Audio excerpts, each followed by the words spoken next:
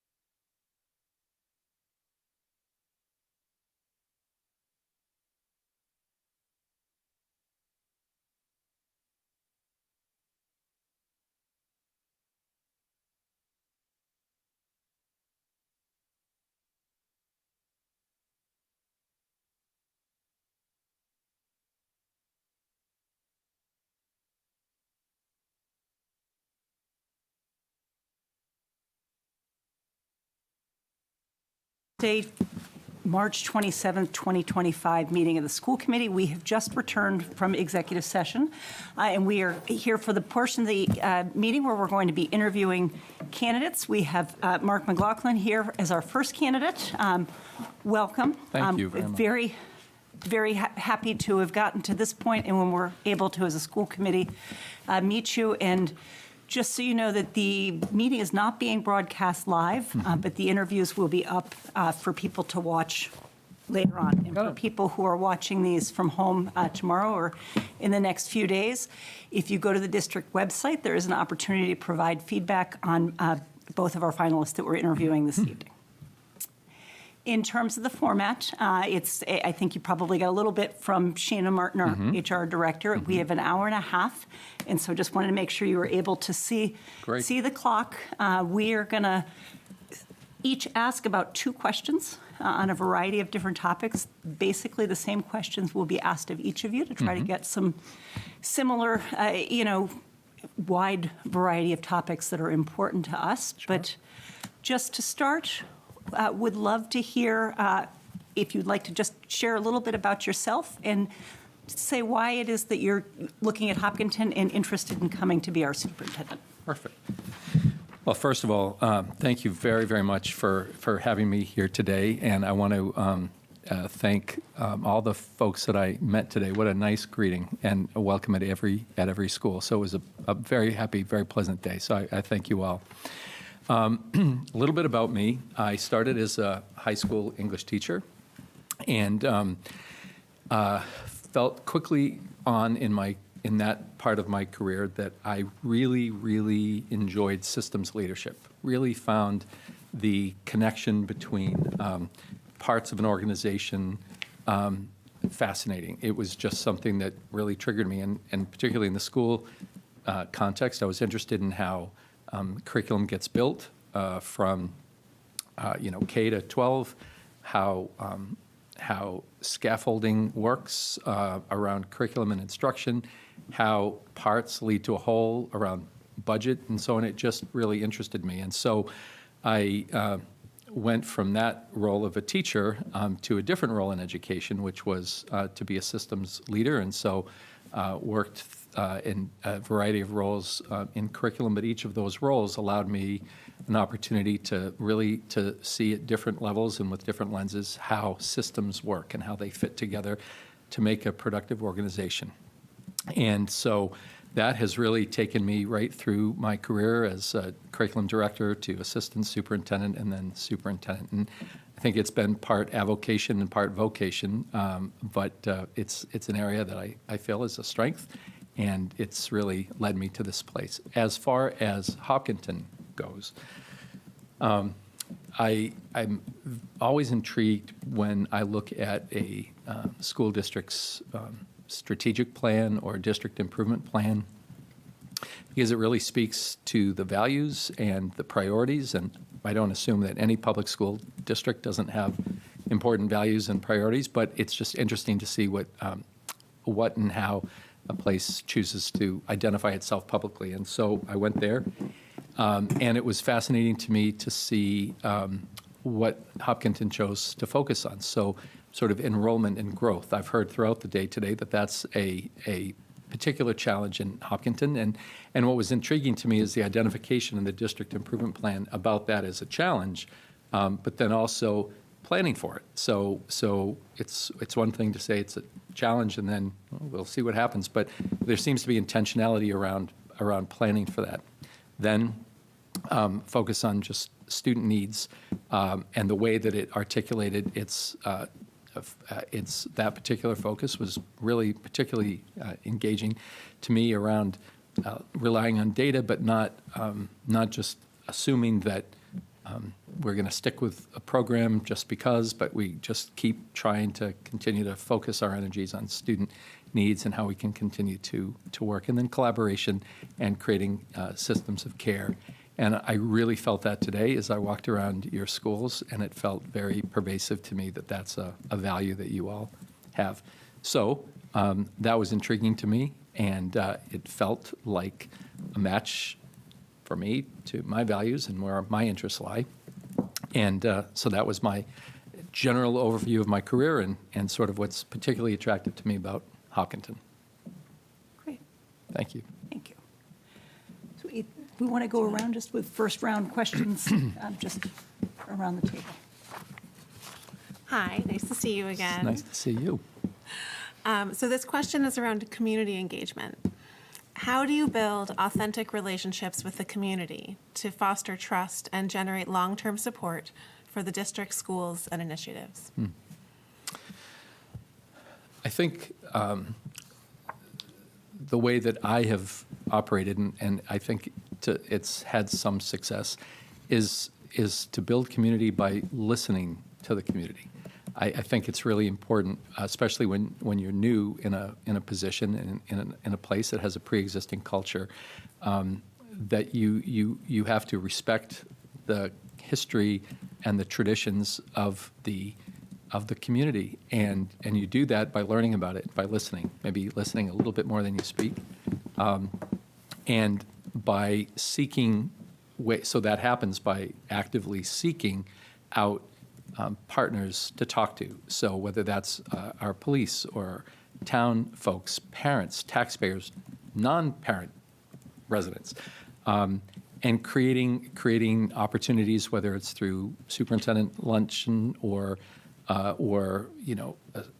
trying to create transparent agendas about for a school committee about what we're working on. There are a variety of ways, superintendent newsletters, there are a variety of ways to communicate. But I think to build a community really requires a lot of listening and questioning and a sense that the questions aren't just asked because that seems to be the thing to do, but rather make sure that people understand that the questions are based on a genuine interest to learn. And I think over time that builds trust, especially when some of what you heard is incorporated. Where appropriate, there might be times where you hear things and there would just be a reasonable disagreement. But in general, where it's respectfully heard and then that gets incorporated, where possible, into policy or action. But I'm a real believer in listening at least as much as you speak. And I think and if that's genuine, then I think that helps to build a sense of community. And this is a person I can talk to. So, Thank you. yeah.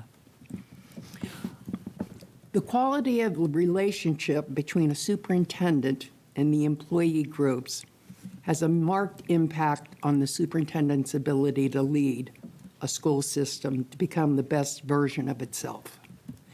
How will you go about building and maintaining solid, functional relationships with these groups? So again, at the risk of being too repetitive, I think that there has to be an effort to genuinely create meaningful dialogue. And that happens in a variety of ways. So I'll start with the administrative team, for instance, as one group.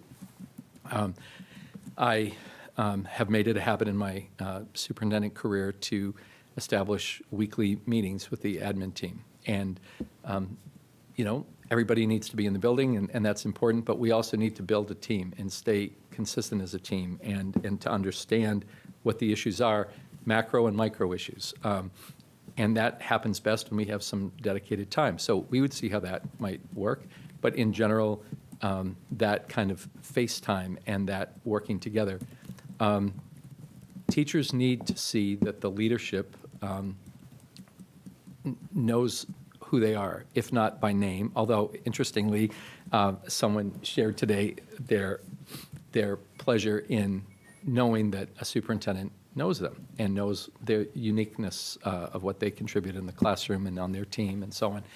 And that happens by visibility, not trying to interrupt just for the sake of saying, I'm here, do you see me? Okay, make sure you let people know. But rather out of a genuine interest to learn and to understand. And I think that over time, again, if that's consistent and it's productive, then that helps to support a sense of relationship. As far as parents are concerned, I am sure that there are very many active parent groups in each of the schools, and there are opportunities embedded in those pre-existing relationships where the superintendent either could invite him or herself or be invited to participate in those sessions as well, and then take some proactive opportunities to do one's own inviting in a variety of ways. Students, I sometimes struggle, with whether they actually want to spend a lot of time with me. Like, who is he? Okay, thanks for having lunch with me, but I'm not really. You can go now.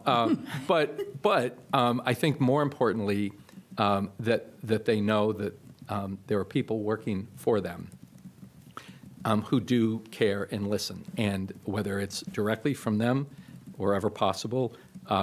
Lunch with the superintendent or any variety of ways. But as importantly, to again, I'm just going to stress this notion that really has worked well for me, which is to just be an open listener. And so I have to assume that our administration and our teachers are great advocates for their students and what they need. And so that's probably the most direct way to build relationships with students, somewhat indirectly, but nevertheless.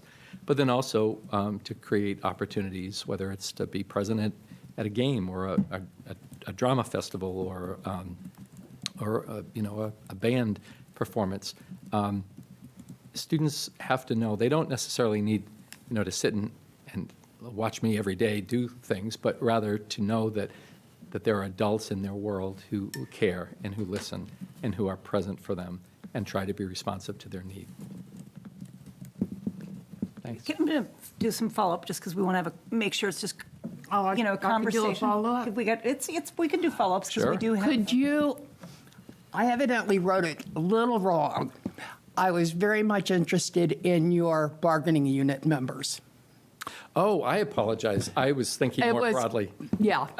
You weren't in my head. My students always had that problem. No, bargaining unit members. Well, so that again, those relationships have to be cultivated, and so I've worked very hard with, we're entering negotiations right now in South Hadley, and I hope and expect that's going to go well. But the degree to which it goes well would be a sign of the health of the relationship that we've built over time. So I meet with the assistant superintendent every month, more frequently if necessary, but we have a standing meeting with the Teacher Association's leadership, and it's kind of a give and take. So I've got something, and now you tell me what you have, and it might be something that could be leading to a grievance, or just be a heads up, or it might be something that I want to share. And those conversations can be awkward at times, but we have to work through that because they're productive, and they have to be productive, and it's up to us to make them so. And so likewise, we meet somewhat less frequently with the different units. So the paraeducator unit, the department head unit, and then the custodial unit, but we have regular meetings where we try not to let problems get ahead of themselves. It's just much better to have an open line of communication. So if something's bothering you, don't let it simmer, don't let it stew. And likewise, for me, if I'm seeing something that's concerning to me, I might call up a little ahead of our regularly scheduled meeting and say, can we just sit and talk? And that what happens from the familiarity that comes with that is that it doesn't seem like it has to be problematic. It's part of our natural relationship. And then we deal with a thing on time and ahead of time, if possible, to head off a challenge. And so we have really tried to establish and maintain that consistent meeting. Beyond that, what often happens is there are asks and wants that can be fulfilled, and then there are asks and wants that can't. And I think in all of those cases, the relationship is strengthened when we're honest.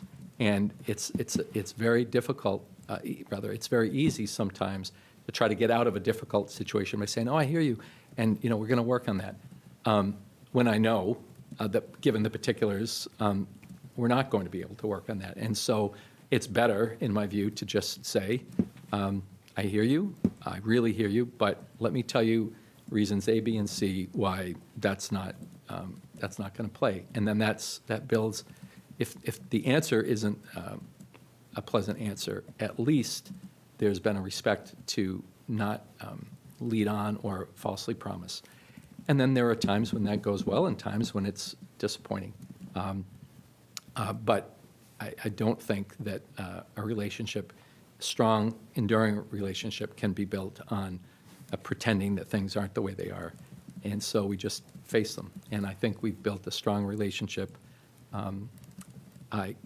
We have built a strong relationship based on that norm that we've established. Thank you. Thank you. So you've answered a little bit of part of my question, but I'm going to ask the whole question because the second part is more. So how do you collaborate with parents? And the second part of the question is, how do you deal with parents who pressure you for changes that you do not think are in the best interest of the school system? So if it's okay, I'll kind of back into that answer by answering the second first. The role of the superintendent is, by definition, is kind of a lightning rod. And there are lots and lots of people who want certain things. And I understand that they want, and in many cases, what they want and why they want. The role of a systems leader is to know what our finances are, what our capacities are, and not to provide a trivial response to questions and concerns and pressures, but rather to really to know enough about the system to be able to answer in cases where the answer has to be unpleasant or not connected, to be able to say the why, whether it's policy-driven, state regulation-driven, or just our norm. And that's really important. The other thing I think that's really important in dealing with parents is, or anybody really, is to be consistent. It's very, very hard to, if you make a deal because somebody's best friend or whatever, then one of two things happens. Either you have to make a note of who you made a deal with and why, so that the next time that question comes up, you answer similarly, or the other option is you don't, and then it looks like, well, wait a minute. So it's just when you ask or who you ask, and that is a very quick way, in my opinion, to lose trust and lose credibility. So whether the ultimate resolution to a conversation between myself and the community is unsatisfying, if people can say, well, that sounds like him, I don't love it, but that sounds like him, then you eliminate or vastly diminish the games playing around that is not helpful to anybody, and just be a straight shooter. So I mentioned before the superintendent who I worked for 10 years, Mrs. Chaffrey, would sometimes come into my office and she'd say, well, I want to tell you something. And then the thing that she would tell me was, somebody said something about me today, and what do you think about that? And I would say, well, that sounds strange. That doesn't even sound like you. And she'd say, exactly. So I didn't say it. But you can really build on that when you're pretty solid in who you are, and people know that. And so that, I think, is very important. As far as how to build those relationships, I have to say that's something that I continue to, I won't say struggle with, but I continue to want to improve upon, because the natural constituency, let's say, are administrators, teachers, and students. That's the people that I interact with. And you can't forget that the people who pay the bills are the tax-paying citizens and the parents, and again, not always just the parents. And so there has to be intentional outreach, and that can, again, I play around with a lot of ideas. So superintendent message, and have that try to be consistent, or frequent updates using our communication systems to just keep people posted about an initiative, or as we introduce a new plan or program, to try to share that out. That's sort of one-way communication. The listening part is the part that I continue to try to work through. That's a part of systems that I think requires constant attention. And I don't think that I have completely mastered that. But I'm also happy that I identify that as an area that needs attention, constant nurturing. And I think knowing that is part of the, more than part of the battle to achieve it. And so that goal of keeping dialogue open, especially with that constituent group, is an ongoing work in progress. Thank you. Sure. Any follow-up from anybody on that? Oh, I do. Do you have any examples of ways that you've engaged in outreach, particularly to folks who are not parents with kids in the school, but are community members and therefore important voices in our community? Yeah. So we have a very, very wonderful Council on Aging in South Hadley. And it occurred to me at some point two things. That one, those folks are rich in experience, rich in history sometimes of the town, and are untapped resources. Couple that with the fact that we have a lot of students in town who, for a variety of reasons, don't necessarily have dependable adults in their lives. And so I have reached out, I reached out some time ago to the director of the Council on Aging and asked if there could be a partnership between ourselves and their agency. And what emerged from that was everything from playground assistance to History Day, where a veteran might come in and talk about his or her experience in the armed forces, to like a kind of a grandparent reading day. And it's proven to be wonderfully helpful in serving the needs of our students and providing a sort of an off-ramp for some teachers at different points of the day for critical times. But it's also provided an opportunity for those critical members of our community to have their experience and their skills brought to bear on the newer generations. And finally, that has brought those constituents into our schools in many cases. So when we've come to say we need to have an expense where we need to put more sand in the playground because it's blown off and what have you, many of those people who might, absent that experience of having walked on the playground and tripped over a root, would understand it. And then we don't have to make that case or explain it because they've experienced it. So that's just one example. We have partnered with volunteers from the South Hadley Food Bank and have provided opportunities for our students who are of the proper age to work with them. Then in that work, we have learned a lot about the degree of food insecurity in our district, and then that has led to some policy changes around that for us. So there are a lot of natural ways that outreach, I think, can happen, and we've really sought to do that in ways that benefit both entities, rather than just a take of the district, kind of a giving back as well. Those are just a couple of examples, and we're pretty happy with the results of some of those collaborations.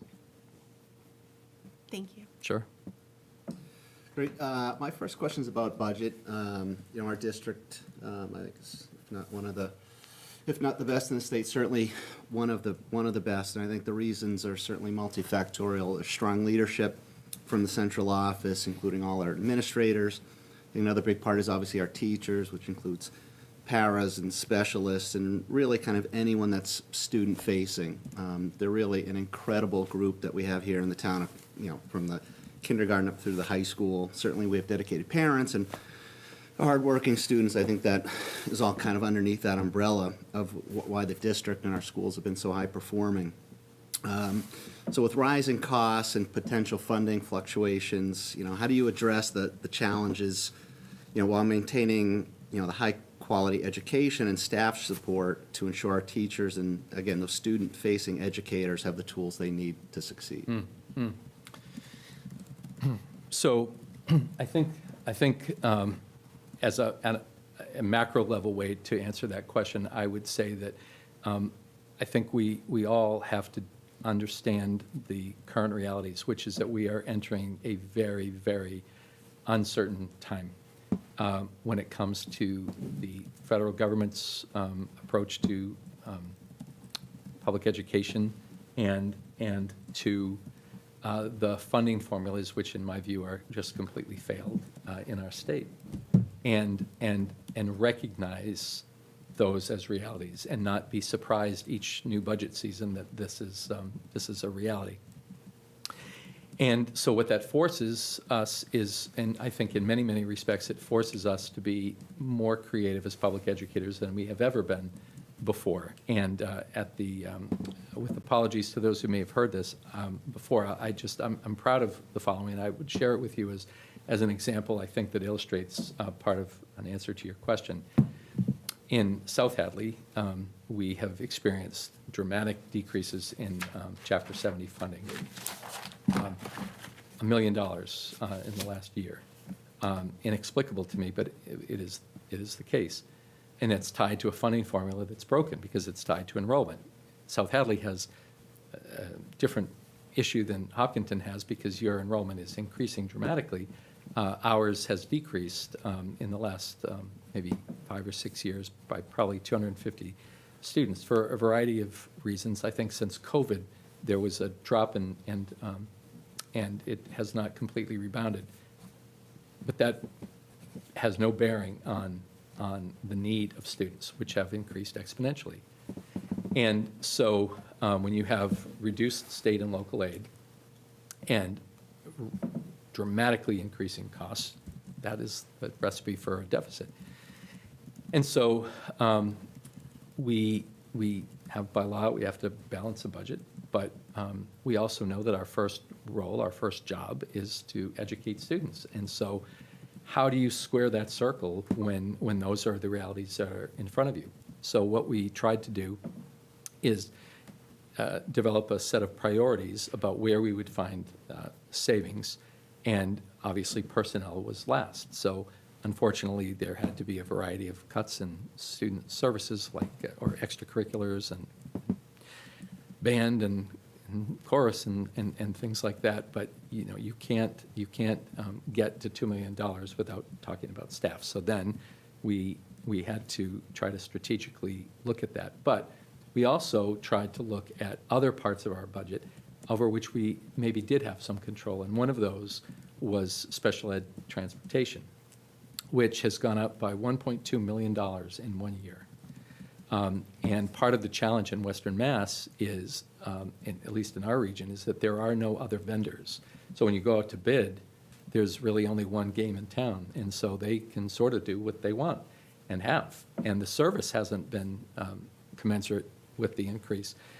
So I said to our assistant superintendent, I think we really have to look at taking that service in-house. And so it's a big lift to do that in a short amount of time, but we did undertake that. And what we determined is that we have, in South Hadley, 32 vans, and we looked at all the students and where they live and where they go, and didn't have benefit of, software, routing software, but just sort of figured it out on our own, and determined that we could provide the same or probably better service with 15 buses, because 2 students living on the same street, for no evident reason, and going to the same areas of Springfield, for instance, were on 2 different buses. And so why?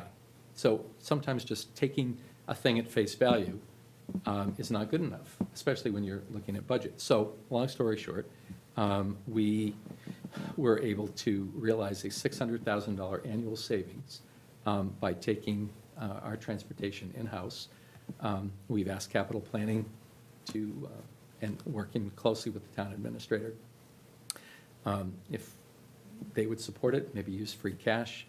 And they're going to vote, I think, in favor of it next week. That goes then to town meeting in May. And that savings is realized even with providing a $4 per hour increase to the bus drivers of the company, which tells you how much the company is making. And we can realize the savings, which is the difference between 10 to 12 teachers. So we unfortunately had to reduce 19 positions, but it would have been 31. And so, again, I guess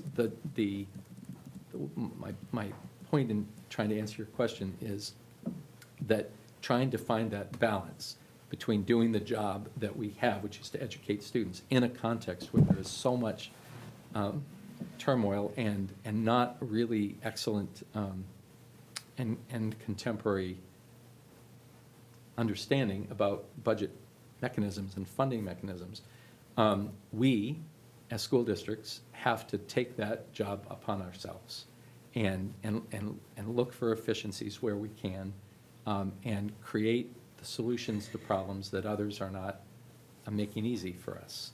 And that is all in the context of not even being able to guarantee that we have entitlement grants coming anymore. So I've never in my career had to worry about Title I or any of the title grants, and I'm not sure right now that that isn't going to be a thing. And so we have to plan for that, and that requires a community coming together to try to secure its future. And I think the superintendent is one of many who can be a voice for coalescing around that united effort to support public education. Thanks. So would you agree that if there's some budget issues, that prioritizing teachers and the tools they need, to make sure that delivery of education to students, all students, whether it's special ed, general ed, or high performing, that's where you would see, okay, above all else, we need to make sure that our resources are going to the delivery of maintaining as good of education we can to kind of those 3 buckets of students, given budget, if there are budget issues. Would I agree? 100%. Yeah.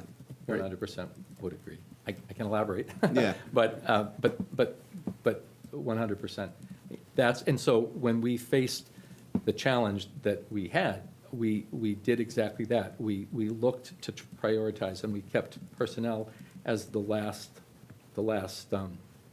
bucket that we were to touch. And we made, we made a lot of changes to the delivery of some programs and so on in ways to, again, preserve our ability to maintain teachers. So we looked at as many efficiencies as we could, and again, that we had to go there. But I'm happy and I would say I'm proud to say that 31, 19, any number, I think there's a sense sometimes, schools are rolling in it. Just not anymore. It's just, if it ever was, it's not now. And so 19 is too much. but it's better than 31. And I'm pleased that we were able to take that active step and not say, well, it is what it is, but to do something about it. And we did that because the answer is yes. That is our number one priority. Great, thanks. Anybody else have a follow-up on that? I'm going to start back with you on round two, let you be first. All right. Next is a curriculum. How do you balance kind of, foundational academic skills, reading, writing, mathematics, which, typically can be more objective, with broader kind of curriculum areas such as history, social studies, where there can be more room for interpretation and the potential influence of personal or political ideology in lesson planning? Well, one thing that is very, very particularly strong in Massachusetts, in my view, are the state standards. I think they are well constructed. Like everything else, there's probably room for growth and alteration, but the standards ought to be our guiding principle well, have to be. We can't opt out of them, but I'm glad to say in many respects we don't have to. And oftentimes when I've encountered a challenge, let's say, about teacher autonomy, and I should be able to, and I've had many of those encounters, whether it's around students' gender identity, and I want to be able to, talk about that, and that's a delicate balance because there's teacher autonomy, but then there's also the role of public education, which is not indoctrination. It's not selling a particular viewpoint. I mean, the whole goal of public education is to create independent thinkers so they can come to their own conclusions about things. And so we have to be very, very careful to make sure that we provide them with the tools to be good analyzers and good intakers of information and assimilators. And that should be done free of the interference of particular ideology. And the way to neutralize that is to remind folks that our standards, which are scaffolded K through 12, are really the bedrock of what we should be doing. And there are certainly lots of abilities and opportunities to put a special flavor on that, which would be connected to the uniqueness of a teacher and the style and so on. But that has to have some degree of limit. And some of the way that I've encountered creating those limits would not be to say, no, you can't, always, although there have been times, and I could provide examples where it has just been no, but to provide opportunities for teachers to, let's say, apply. Like, I'd like to teach this book. I think this book would be new and contemporary, and it would be in addition to the English curriculum at the high school. And so we, would have created forms that would say, okay, so express the standard that this supports, how it's an addition or an add-on to what's currently been done, or if it's going to replace, and so cause there to be some reflection and some self-reflection, and then that form becomes the basis of a dialogue between the principal and the teacher, or the department head, or what have you, and the teacher, and sometimes after that vetting process, it's many times it's good. This is growth. This is what we need to do, and then other times that process has allowed maybe another kind of agenda to reveal itself subtly, sometimes not so subtly, and then that becomes a conversation point. Back to the idea of of listening and relationships. One could say no, and maybe in a busy life that's the answer, and sometimes that has to be, but more often I think it has to begin a dialogue, and the dialogue sometimes can get a little bit challenging. Like in public school, you're asking for something that to do that is just not consistent with the goals of public education, and so that's the reason for the no. And that might be a happy answer or an unhappy answer, but in that process. No one can say, he said no, and I have no idea why. Because we're educators, and that's what we try to do. But there is that tension. And also, we've got the 4 core content areas, but we also know that many students come to school just because we have an automotive program at the high school, or because I have an artistic,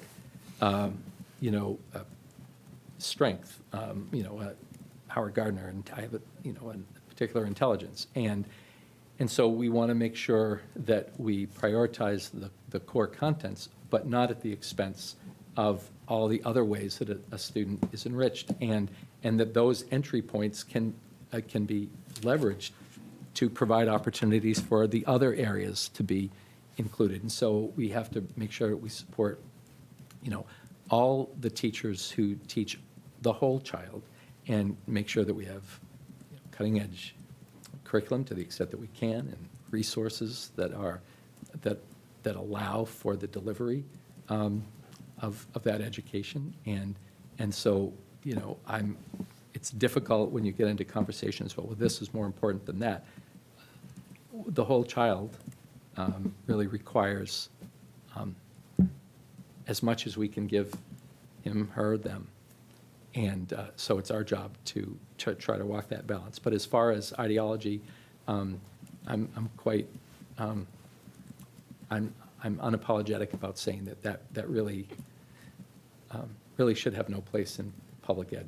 And we can agree to disagree about that, but at the end of the day, we have to know our place, and our place is complicated enough, and we have a big enough job to do, and that's not where we need to be. Great, thank you. Sure.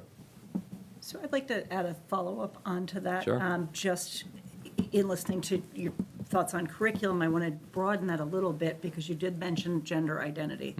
And ask kind of where your thoughts are on protections in whatnot for our transgender, non-binary, LGBTQ students.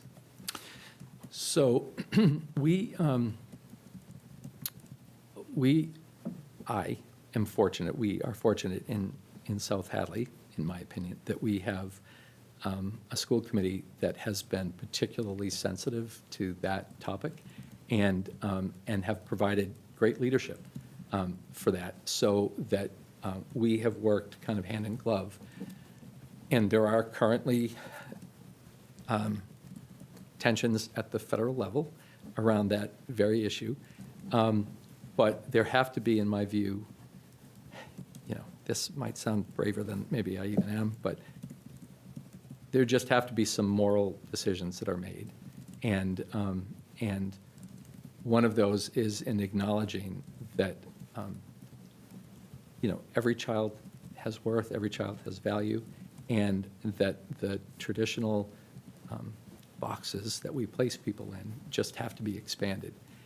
And so we have in our district, I think one of our strengths is in creating safe spaces for students to be and to evolve as themselves. And I would say that is one area, among many, but that's one area where I feel like are particularly strong and growing. And that's just been a process of having our DEI committee that was established to help us to understand the lens of different students, and therefore the effort it takes to support students. And I'm a middle-aged white guy, so I can't do anything about that. That's my lens. But what I can do is learn about the lenses of others, and then use that knowledge to then support other students and other teachers and other members of our community to broaden their lens too. Not in a pedantic, you are wrong for not thinking this way, but again, I revert to what are we? We're educators, and so we teach. And if you have a different opinion, that's fine, but we're going to try to teach and explain. And we have had, not too many, but we have had some instances where we've had families not be, expressing frustration that for instance, we use a pronoun that is the child's preference and not the parents, and that's a very sensitive thing. They are their children, not ours. But we have tried to negotiate those conversations on a case-by-case, family-by-family basis and try to understand that you love them and we love them differently, but we love them too. And that in the space that we occupy, we are trying to build people who can be thoughtful and meaningful in the world. And the way they do that is by our acknowledging who they really are. And that's what we do. And so sometimes it goes well, sometimes it doesn't, and we work through it. But again, back to the idea of being consistent. Like, we have to stand for something, and we have to stand for that consistently.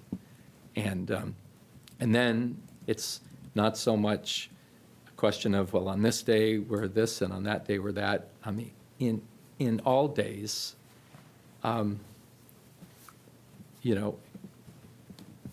we are for this. And one thing, and I think it was in Dr. Kavanaugh's goals statement, there was some reference to all really means all. And that really resonated with me. And back to what was attractive to me about Hopkinton was that phrase, words, I'm an English major, so words matter, and all really means all. 4 words, but, and 2 of them are repeated words. But that really says a lot, and all means all. So it can't be some or all only if we're comfortable with that, but all really means all. So I would riff off that, and that's been our philosophy as a leader, and a value that I take into whatever next step in my journey it will be. If you didn't know, we don't know what each other is asking. Oh, okay. We get together to plan these first. So my colleagues are kind of leading into some of my questions Perfect. without knowingly, which is fabulous. Okay. So mine is, how would you advocate for diversity, equity, inclusion within the Hopkinton Public Schools, and what challenges do you think you might face in doing so? So I'm going to go back to the conversation that I had a minute ago about our DEI committee. So we call it DEIB, and the B is belonging. It's just our particular take. Pardon me, but that committee isn't just a committee. So you can have a lot of committees, and you meet every month, and then you have your notes, and you review the notes, and then you go back, and then you look, and like nothing's really different. That has not been the case for us with the DEIB committee, because the goal of that has been, again, sensitization. I may have just made that up, but sensitizing each other to the realities of everyone else. And we have had an opportunity. We're near UMass. We're in the town of Mount Holyoke is in our town, and so we have a lot of opportunity to bring people to kind of talk with us, not to us or at us, but with us. And we've invested in some effort in that, and then we have members of our school committee and administration who are themselves representation, of diversity, and so the listening has been very, very important, and then it has had material impact on things like curriculum decisions. And that has material impact on budgeting and budgeting priorities. Everything from, the kinds of novels that we continue to purchase, or the kinds of readers that we provide to, learning students. I mean, elementary students who are learning to read. But also, it has impacted, policy and hiring practices, and all of that is, I think, something that we've really, as a district and as a community, benefited from. So I would imagine that the same challenges that we've encountered in South Hadley or other places that I've been would not be typical here, which is trying to open, I want to use my words carefully because I don't want to imply that people are open or closed, but to try to expand how people view certain things. And I think that there are some in our world, certainly there are, who just view things kind of in very stark terms, either this or this.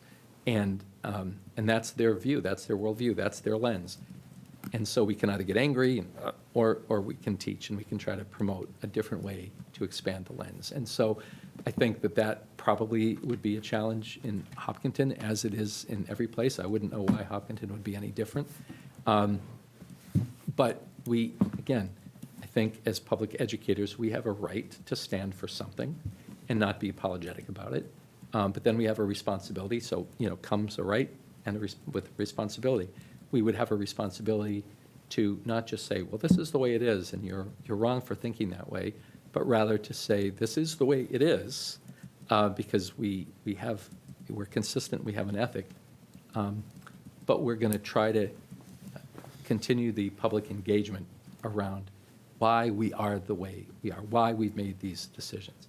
And it really isn't that complicated if you point to a child, because a child of a particular race or ethnicity or gender identity or level of disability is a child in your community.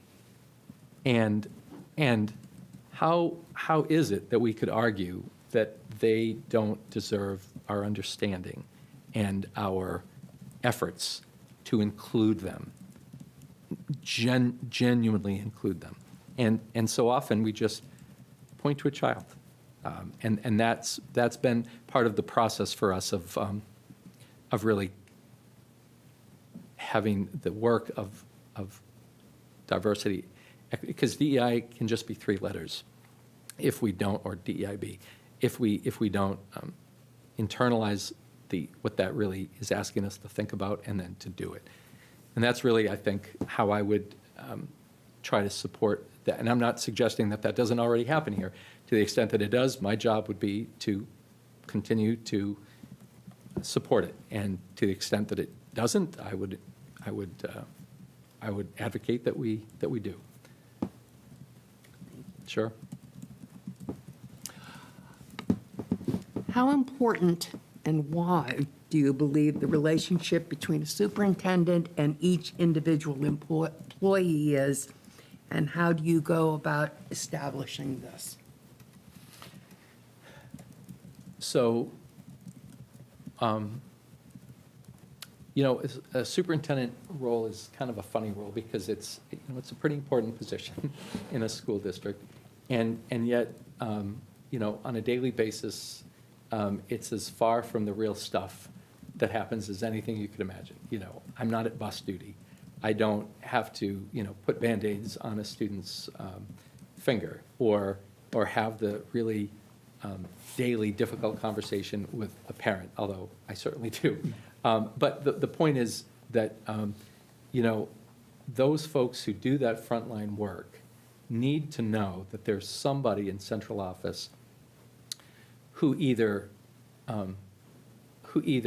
understands by virtue of having done it before, but one can't be a nurse and be a middle school science teacher and have been a kindergarten teacher. So knowing that, those folks have to know that there's somebody in central office who gets their part of the continuum and understands their unique contribution to the continuum. And that happens in big and small ways. It happens by the way that you advocate for them to the extent possible during negotiations, meaning within the amount of money that's available, but to understand what they're telling you about the experience of a student. So I know that there is an increase in emotional challenge of students because of the work I've done meeting with and sitting with teachers and administrators. I wouldn't know it in my role in central office because that's not my job. I'm not in the building to know it, but I know it because of that work. And I think it's really important that whether I meet with teachers daily or whether they see the superintendent every day is less important than that they know that that the superintendent knows. And that happens because of meeting. That happens because of visibility and being there to see. But that doesn't happen on a daily basis. But over time, people will recognize through not just word, but deed, they really do get it. They do hear. And again, if not everything that's been asked for or that's represented as a need can be met, one of two conclusions can be drawn from that. Either, well, they're deaf and they didn't listen, they don't care, or, and properly so, we've explained, understand that this is a need, understand it, but right now we have this amount of money and these number of priorities, and so let me explain to you what the decision-making has been. People don't have to like it, but they know that they're heard. There's somebody in central office who hears and understands it. That's very important. And so that happens in a variety of ways, but I think I have worked in contexts where I wouldn't expect people to necessarily know my name, but have some sense of what I do and the value of what I do in the larger picture. And when that doesn't happen, it's a little hard to go team. And our work is tough, so we need a team. And so the team needs a coach or a quarterback, and that person doesn't have to have played, all the positions, but has to know what each position is and how it contributes. Thank you. Thanks. Anybody have a follow-up on that? My turn again. My question is about special education. How do you ensure that special education programs are not only compliant with legal requirements, but also truly inclusive, equitable, and aligned with the district's overall academic goals?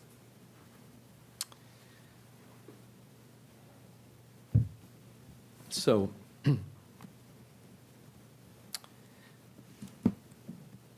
I think the first thing, the way I'm going to approach an answer to your question is by acknowledging that there seems to be a dramatic increase. I can speak for my district, but talk to colleagues in a lot of places. There has been an increase in identifications. There just has been. I don't know why. That's for generations from now to look back and to be able to help answer that question. But there have been, and they're much more complicated than they used to be. And so the numbers have increased and the complication has increased. We have more nonverbal students coming into preschool and K-1 than I've ever seen before. And they all require a lot of assistive technology and a lot of focus and attention. And because of the complication and because of the increase in numbers, we have experienced in South Hadley at some points a crisis in compliance. We have, and that is a very hard thing to admit. But again, I would say admitting it and acknowledging it, not pretending it isn't happening, isn't the way to resolve it. So one of the answers is, more staff. Well, when you can't have more staff in an environment that we're currently in, then we have to get much, much better at quality control. And so in the last 2 years, we have changed our practice around like initial IEP meetings or, after referrals, to include a principal, assistant principal, director, or assistant director in as many of those meetings as possible to be able to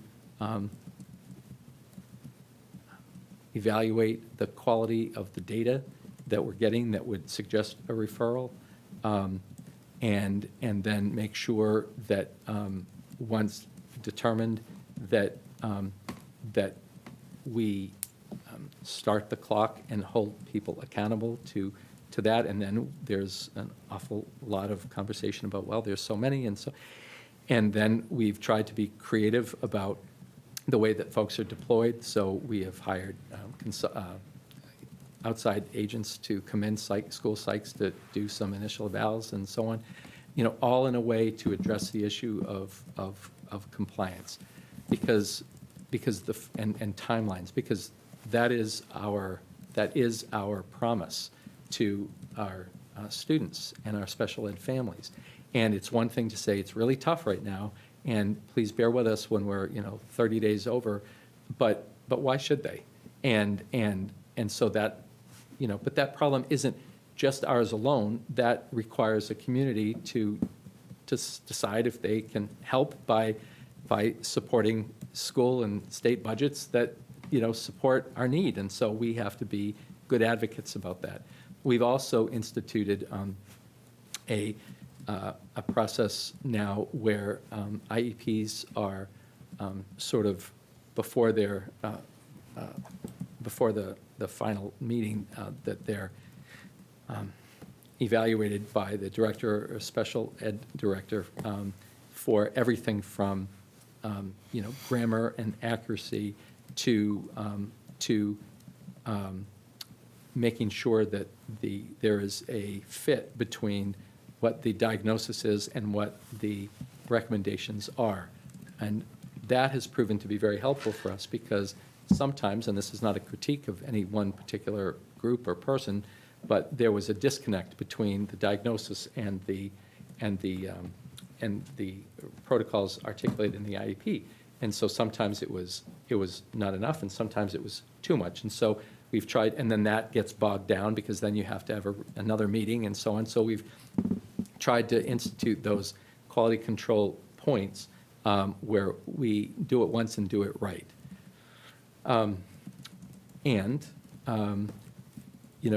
We've spent a lot of time providing professional development on the new IEP, and particularly around what I think is one of the best parts of the new IEP, which presumes competence. Because one of the things that doesn't, in my view, get talked enough about in terms of special education is the importance of, building and creating the conditions for independence, and to be able to use the tools that I'm taught to my advantage. Use them so that I can negotiate my challenge, whatever that is, and however intense it is. But least restrictive environment is not just a phrase. It means that we don't want to withhold service when service is proper and necessary, but that at some point we're doing this so that you can build your own capacity and not have to be reliant on one-to-ones, unless that's called for and necessary, but to guide you through everything. And so that has had an impact on the way that we think about special education and our delivery of service and our how we use our support staff. And we've really tried to take a fresh look at what does presuming competence mean, and what does creating the conditions for independence mean, or for using the tools that I'm taught, not just in the environment of school, but in my life, whatever that is. And so that really has been an evolving thing for us, but it all speaks, I think, to our goal of making sure that the students who are identified as having a special need are not lost in the mechanisms of paperwork and of compliance concerns and excuses, but rather the adults in their life take active measures to address and to improve upon that. That's our job. And sometimes it's really hard to do it, given given the personnel that we have, and there isn't a lot of flexibility sometimes, and so it just is what it is, but it's our job to figure it out. And so, like a lot of ways that I approach things, I try to not just say, well, this is a problem, and so we'll just have to be out of compliance, but to just try to identify what we need to do better and leverage the tools like the new IEP that we have that can help us to do that. Thank you. Do a follow-up on that? May I? Can you give an example of a time where you worked with family or an advocacy group to improve special education services with their input? So we have, I think I met somebody from these Special Ed Parent Advisory Council here, so we have that also in South Hadley. And one of the things that I learned from participating in different iterations of those groups sometimes is the tendency for, well, this was a perspective of some on that group, back to what we were talking about before, the tendency of support staff and I guess the district in general to overmanage students.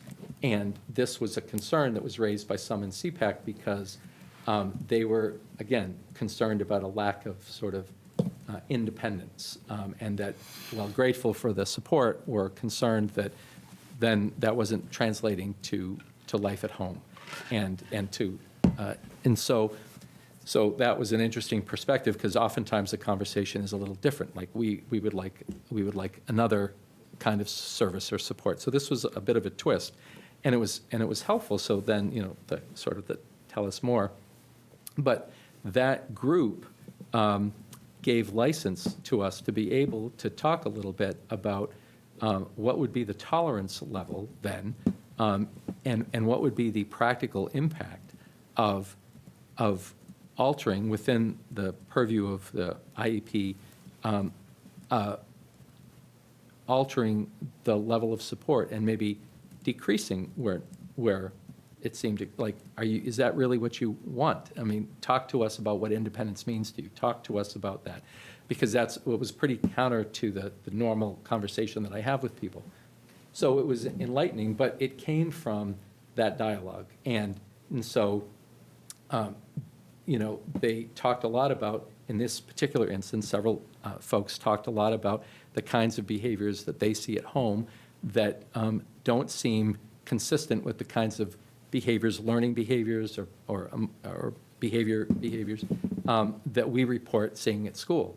And so, well, that's an interesting perspective then, because the goal is that the student would be able to demonstrate some of that in their living. And you're saying that they don't, right? Why?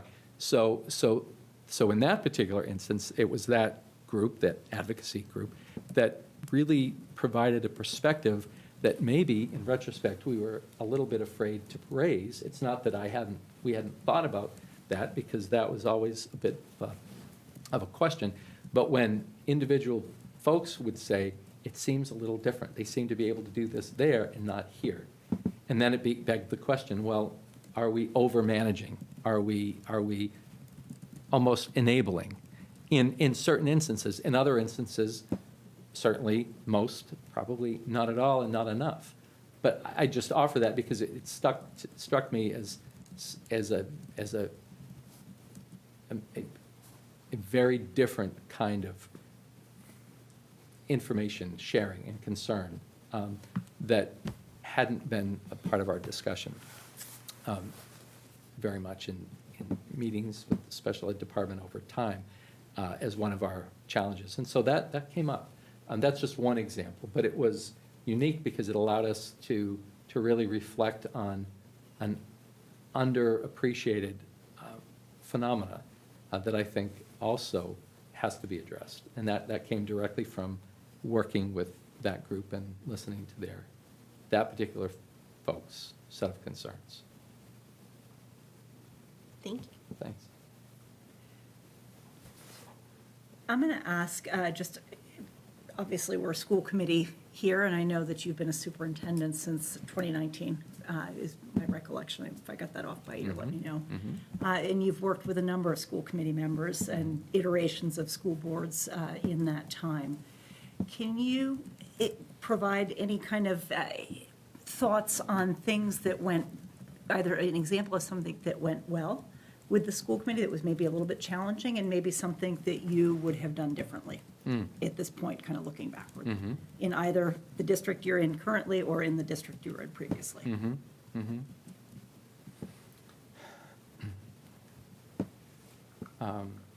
I would say the greatest challenge came during COVID. And that's probably not a terrible surprise. But there, in the early days, so March 13, I remember it well, in the weeks leading up to that day, there was a lot of emotion in the community about, how have you not closed yet? These are our children, and they need to be protected, and you should close. And it was getting intolerable, actually, because I felt it too. And I think none of us knew how, and it turned out to be very darn dangerous in those early days, but none of us knew what to do. And so there was, and I understood that the school committee, like I, was feeling pressure about that. And so finally, it just sort of coalesced, and I thought it was just us, but it turns out March 13th was a pretty big day for a lot of people. And so then we closed and went remote. And then so we got through the school year and then the summer, and then in the fall, the things had not gotten better, but the tension and the problem around remote learning was beginning to get old. And, but, 1 million people died. And it was very, very concerning to imagine in that context bringing students back. Plus, we had the state's guidance and so on. But the school committee felt differently over a period of months. And it actually became a point of considerable tension. And when I look back on it, I don't know, and I try to be very reflective, I'm not sure that I feel badly about holding the line, because at that time, I felt less like an educator and more like a caretaker of children's health and the health of our staff. And I didn't know enough about what we risked if we advocated to bring everybody back. I didn't know, and I didn't want to risk it. And over time, that became a point of real tension with members of the community, members of the school committee, and so I could probably come up with a better example, because code is so unique and so unusual, but I think that I look back on that particular time and say probably everybody did what they had to do. The school committee represented the interest of parents. I didn't not represent, and the school, certainly, and the schools and the children, they were as concerned as we were, but they just came to a different conclusion. And it was just a kind of a very difficult time. There are innumerable things where partnerships have gone, beautifully. In my current district, right now, we have really worked hand in glove around our DEI work, for instance, back to that. They have supported us, administration, in every step of the way, materially and in every other way, to collaborate to bring awareness about that challenge of making sure that students and staff are included, involved, materially part of the community. And that's been thrilling. We have partnered around the process of developing a statement of interest for one of our schools. It needs to be rebuilt. And so, I wrote the statement of interest, worked closely with the school committee on that, got through the eligibility period, moved to the feasibility, and now we've hired our OPM, and we're off and running. And that was a collaboration with the school committee who never said to me, you know, we don't have the money, or we don't want to take this to the community, who said, we see what you see is a need, and we'll support you in that.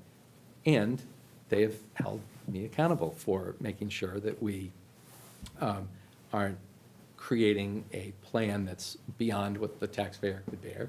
And so we've worked closely on that. You know, that's such an important relationship, and I'm very mindful of who I work for. And I'm sure school committees are very mindful of who they hire to work for them, and that relationship has to really be honest, and we all have to be adult about the challenges and work through them. And I have had more things like that than I've had the opposite. I say COVID only because it was a particularly traumatic time for a lot of people, and it's the thing that sticks with me most is probably the worst of all of that. And I don't look back and blame. It was a difficult time. But there have been more successes than not in those relationships that I've been part of. I just want to echo back that COVID, I think, was difficult for people around the world, but every school district was grappling with how to handle.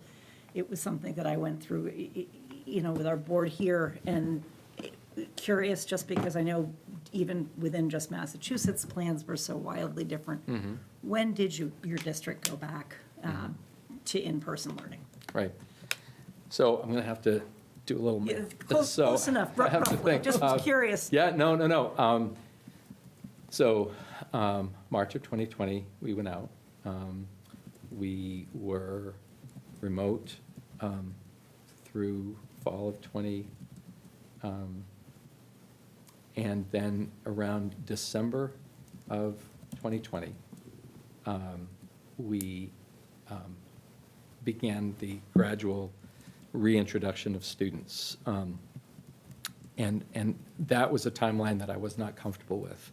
It didn't feel safe to me at that time. You But wanted to stay remote. I did. And again, because I almost, and it was such an unusual time because I almost, probably shouldn't say this in a setting like this, but I almost not stopped. I took on a second persona, and that was, you know, a maintainer of health. And I just I knew that seniors were particularly vulnerable. I knew that children were particularly vulnerable. And even as late as December of 2020, so months later, I just Children were particularly vulnerable. Yes, and I just didn't know enough to feel confident that it was a safe environment to bring clusters of sneezing, coughing young people back together. I think, and even now, you know, I mean, I don't know that I just didn't know enough, and I felt like the consequences of doing it with so little known were just too great. And remote learning was not certainly ideal, but that was the calculation I made in any event. And but in any event, we began to integrate back in the fall of 2020, and then the November, December of 2020, and then in January through February, it became of 21, we kind of got back in full swing. And then had to shut down a school because there was a situation on a bus of athletes going to a game, and someone was later diagnosed with COVID, and the rule was that, you know, you had to do contact tracing, and there were so many people exposed, and they had so many tentacles in the building that We had to close the building, and so, and then there was a real concern at one point as to whether or not, we would have any teachers, because as teachers got sick, you can't run a building and put them all in the auditorium. And so it was just a tough time. It was just a tough time. And really, I could put my head on the pillow at night, thinking that at least we were not contributing to a situation where there would be mass infection, the results of which I still didn't fully understand, and was just, very worried about that. And yet, years later, and I wonder now whether there's a connection, we see an increase in the number of students with emotional challenges and with learning lags, and thinking, well, a major contributor to that was the need to go remote. And so I grapple with that, too, because there was loss. There was just loss one way or the other. It was just a very hard time. Thank you. I don't know if anybody has. So if I can, we spend a lot of time talking about relationships, with parents, with the school committee, with teachers. If we were to hire you next week, what would you do to develop those relationships first off? What would be your first thing to get to know us? So I think I'd have to do a lot more listening than talking. I'd really want to, obviously, understand the school committee's goals and objectives. It would be very important to listen to the administrative team, to create context where I could speak with and learn from teachers, community members. I am not inclined to go into any new place and tell people how it's going to be now. That just is inconsistent with building any kind of relationship or long-term connection. So I certainly have ideas writ large about education, and I certainly would share those, but it can't start, in my view, it can't start with me. I have to be a listener and an assimilator. And then come to some consensus about where we think we want to go as a community, as a team. And then lead and advocate toward that. And then, as I get more familiar and comfortable in my understanding, then I'm sure that there will be opportunities for me to say, I think we need to think about this or that. And I would assume that that's what you would want your new superintendent to do. But I just think it's not in my character to come in and, here's the way it's going to be. I was sharing this with one of the teams that I was with earlier today. I've worked in that environment where about a week into the leadership of an assistant superintendent was called and told, I'm watching you. And who does this? But that actually happened to me. Like, I'm watching.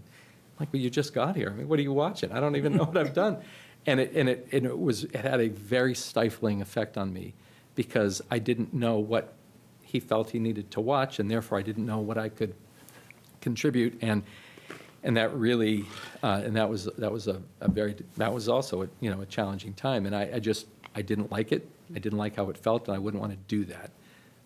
So it's not that I don't have ideas or thoughts about a lot of things, but I think that out of respect for a community that has a pre-existing history, a pre-existing culture, values, traditions, that it would really be false to come in and say, well, this is, it's just, so I think I'd be even better positioned to answer that if I were fortunate enough to be selected in a few months, to be able to come back and say with a little bit more certainty and clarity about what direction I think we might want to go, but not initially. Sure. So we've asked you lots of questions and appreciate, your time you've taken to answer them all. Before we close, because we are creeping up on 8 o'clock. Fast. Are there either things that you wish we'd asked you that we didn't, or things that you think would be good to share with us that would highlight our process in terms of selecting a Sure. No, I appreciate it.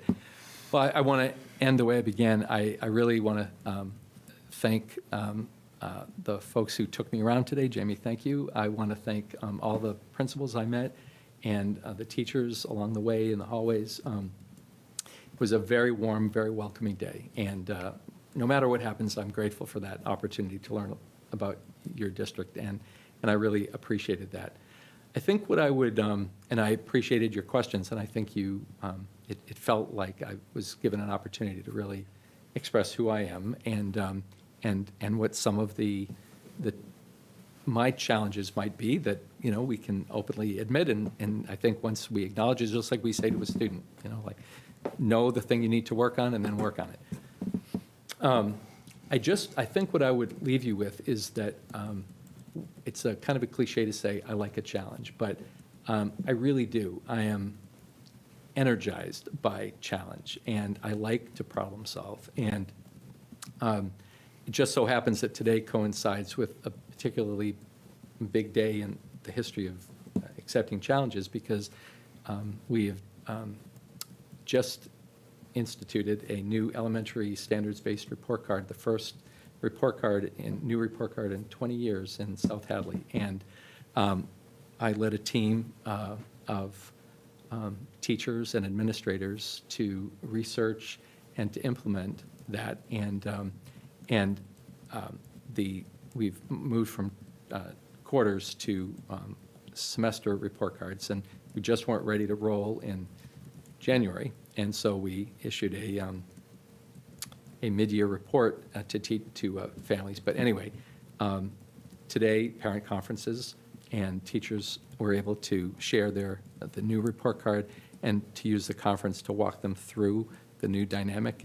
And I'm very proud of that. And that's just, I think, one of the examples of our trying to lead creatively and lead a little differently, and to not just say, well, that's the report card you have, but to try to find areas for improvement and then lead toward the achievement of that. And I just elect to mention it because it happens to be today was the day that they got shared and released. And so I'm kind of anxious to check to see how it went.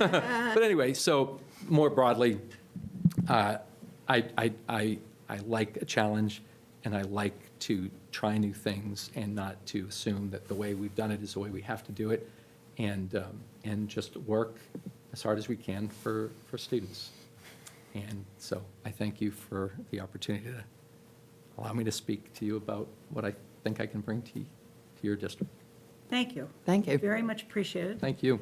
In terms of our process, we are in the midst of completing the reference checks for both you and the other finalist. And we're also still collecting feedback. Just a reminder to folks who watch this afterwards that there is a feedback link on our district website for people that have watched and would like to provide feedback for us in our decision-making process. And, also the folks that I know that had seen you earlier today. Sure. I appreciate this. I know it was a long day for you, pleasant day. starting at noon and coming through. And I just want to thank you very much. And we will be in touch. We are going to deliberate on this next Thursday at our school committee meeting. The expectation at this point is that we would come to a decision at that point. And you will hear from one of us Okay. directly so that you should hear from us before this goes kind of into a wider net on the community or Sure. statewide. And then if for some reason something shifts and we are not making a decision that night, we will reach out to let you know that as well. So, I appreciate it. Thank you for that. Thank you It's very very much. helpful. Good. And thank you all again. I really appreciate your time and the warmth of today, and I wish you all the best It was in a your pleasure deliberation. meeting thank you. you. Thanks so much. Thank you. So if we want to take a brief break.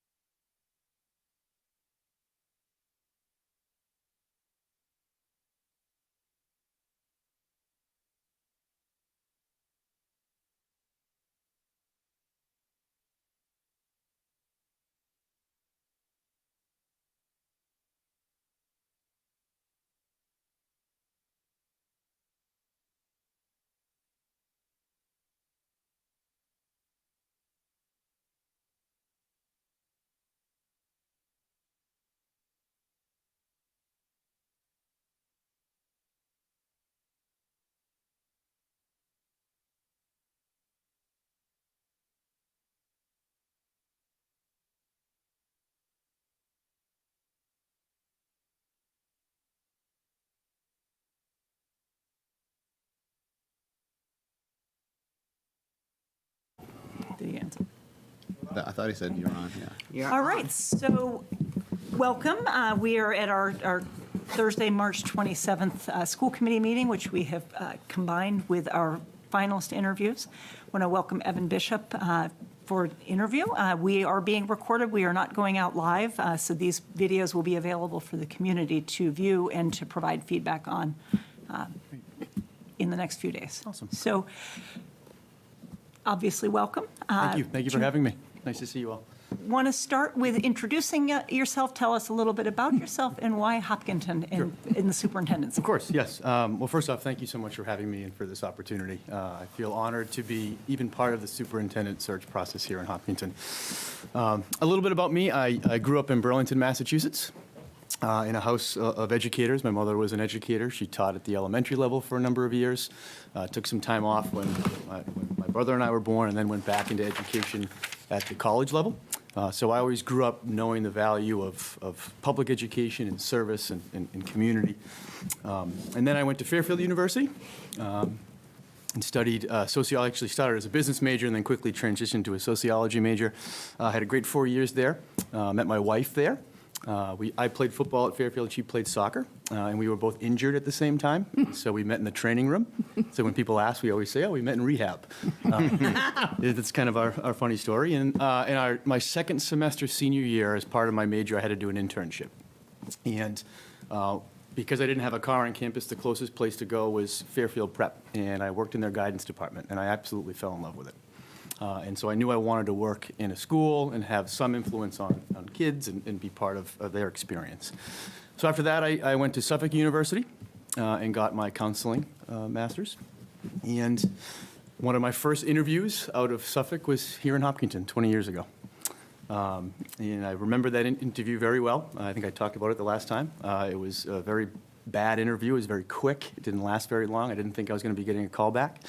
But fortunately, the principal at the time took a chance on me, and I'm forever grateful. And I've been here for the last 20 years. I love Hopkinton. I love the community. It's like a second home to me. I've been here for 20 years. I started my career as a school counselor. I also coached a few sports. I was a club advisor. I was the attendance officer for a few years in connection with the Hopkinton Police Department. And then I transitioned into administration. I started as an interim assistant principal for a year, and then was named the full-time assistant principal the following year. And then midway through the 2012-2013 year, I became the interim principal. I actually did not go for the position the following year. I had just had twin girls, and I wanted to make sure I was home and supporting my family. So I started that following year going back into the assistant principal role. But things happened, and they approached me again in late September and said, we really need you to be the principal. I said, all right, I guess I should take this. And I've been the principal now for the last 12 years. I think as an educator, you want to try to find a school system that has the same core values that you do. And I'm someone that is very student-centered. Everything I do is based on what's best for students and all students. Someone that tries to be caring and compassionate with my communication, with my decision-making, with my leadership. And I try to be someone that has high expectations. I want to do well. I want to push myself. I'm reflective. I want to be the best that I can be. And I hold myself accountable to that. And I try to hold others accountable. And so those are my core values. And the moment I was hired here, I could tell that this community embodied those core values as well. And so, Hopkinton is a special place where they have just amazing kids.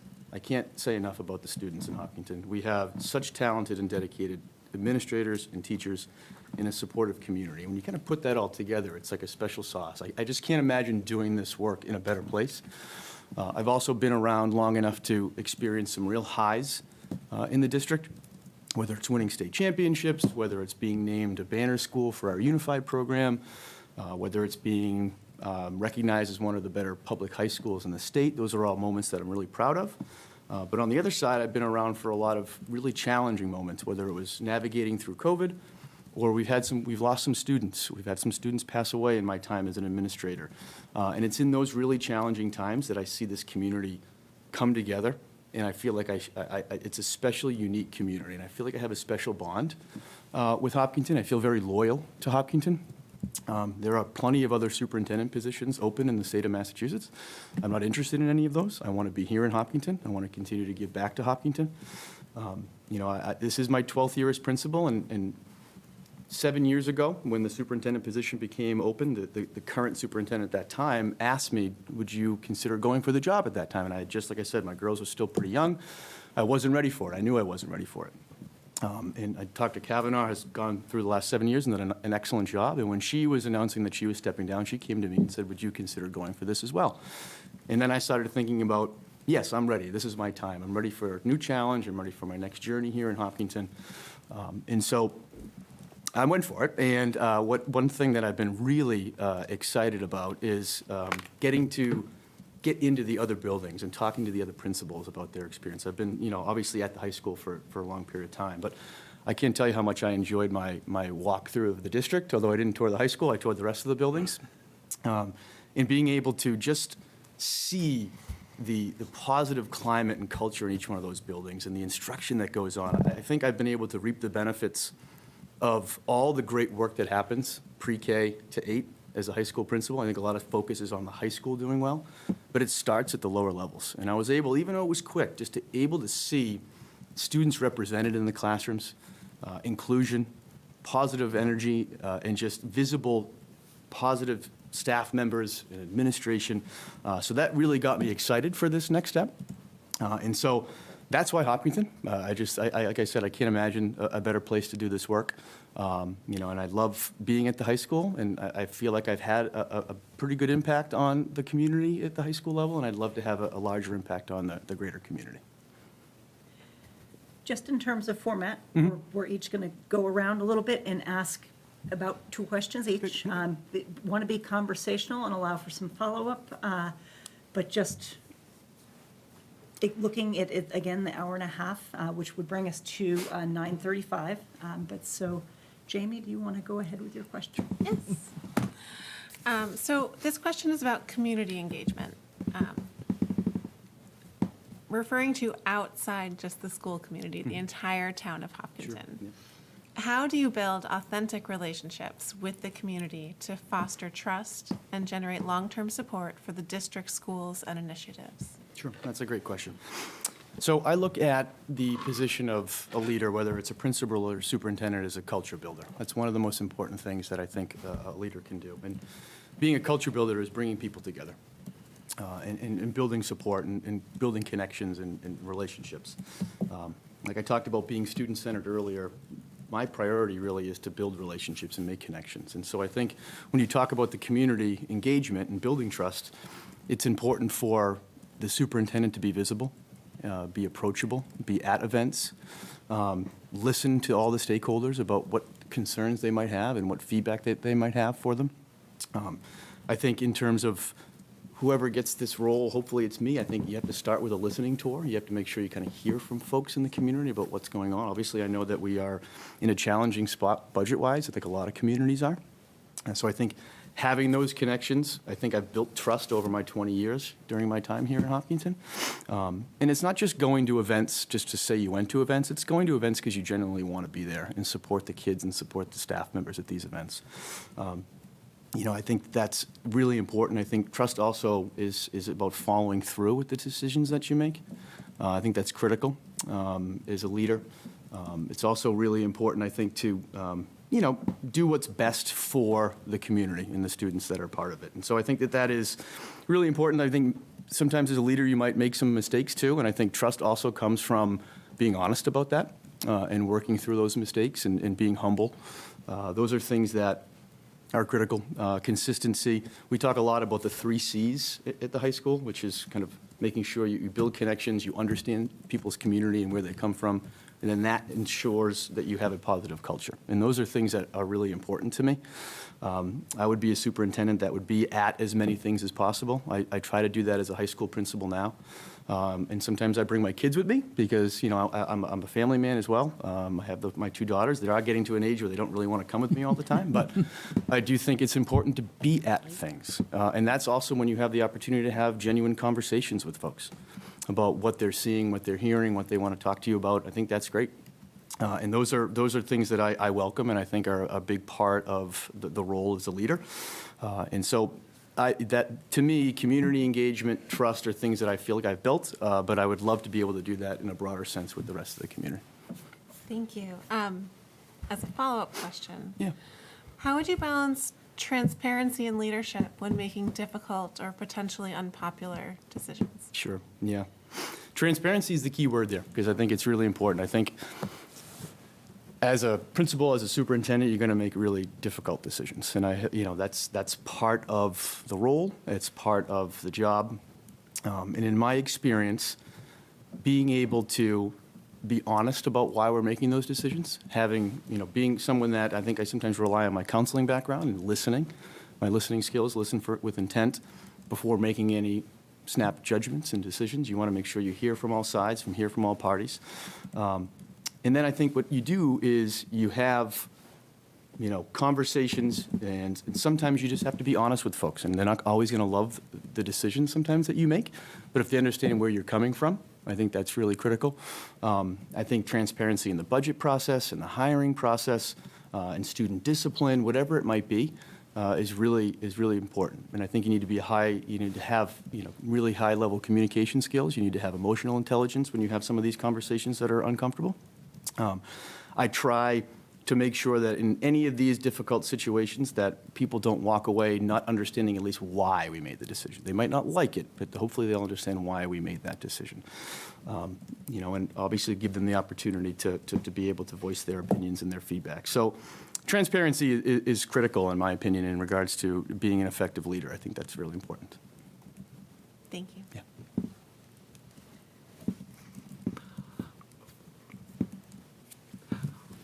The quality of the relationship between a superintendent and the associations, the employees groups, has a marked impact on the superintendent's ability to lead a school system to become the best version of itself. How would you go about building and maintaining solid functional relationships with these groups? So the groups being the teachers union? Teachers, custodians, you'll be handed, whoever gets this position gets handed a gift because all the contracts I know that, have been yeah. done. Yeah, which is nice, yeah. We're still working on the teacher. Or in proposals, yeah. process. Yeah, we're in process. Almost. We're in process. I am part of that. So I think that's critical, and I think that's an area that we can continue to improve upon. The relationships between, central office and the union. I have a wonderful working relationship with the high school union reps. We've had a number over the course of the years. We meet on a monthly basis. We just met actually the other day. And we bring up things that are union related, but also just kind of culture of the building stuff, like what's going on, what can I do to help provide some support for staff members. And we talked a little bit about some student attendance the other day, which I wouldn't say is a union issue, but it's something that's bothering the staff, and I want to make sure I hear from them and be able to address their concerns and their needs. I think the teachers are the lifeblood of the school system. We want to make sure that they feel supported, they feel valued, they feel heard, that they're part of the process, that they're part of the decision-making process as much as possible. One thing that I'm really proud of at the high school, and we send surveys out to staff twice a year to get feedback on different things, and one question I always ask is, how is the culture of the building? And we had 100% of the staff say it's a positive culture. And that's you can't get 100% of people that agree on, that the sky is blue sometimes, right? So I think that was really something that was important to us, to make those connections, to treat them like adults, to treat them like professionals. Sometimes it could be, maybe canceling a meeting from time to time to give them time back, to make them feel like, they're valued. Right now with teachers and how much is getting put on them and with budget challenges, teacher burnout is huge. And that's something we value so much at the high school, of trying to make sure that we treat people with respect and have them want to be coming to work every day. And those little things that you can do, it could be providing breakfast here or, canceling a meeting there, but it's also just with the communication and culture that you create at the school for the staff members. And we've also had some really tough decisions that we've had to make. And so it's not all positive all the time. Sometimes you have to have some really difficult conversations. And going back to Jamie's question earlier, you got to be transparent. You got to be upfront and honest with why you're making certain decisions. Sometimes it could be about an underperforming staff member that we have to talk about, that they need to be part of those conversations. Or it could be a number of other situations, a student discipline situation that they're frustrated with. So you need to be able to hear the staff members. You need to be able to make sure that they feel comfortable coming and giving you feedback. I never want to create an environment where staff feels like they can't come and be honest with me about their feedback, that they're going to be judged. I don't want that to be the case. I want all the feedback to be able to make the experience better for everybody. So I think the relationship is critical between the teachers union and administration. How will you spread that across all of the buildings? Yeah. And I think, I have a really close working relationship with the other administrators. I've actually served as a mentor for a few of them, and I started as a principal at the same time that Ms. DeBow did at Marathon, so we've been doing this together for a long time.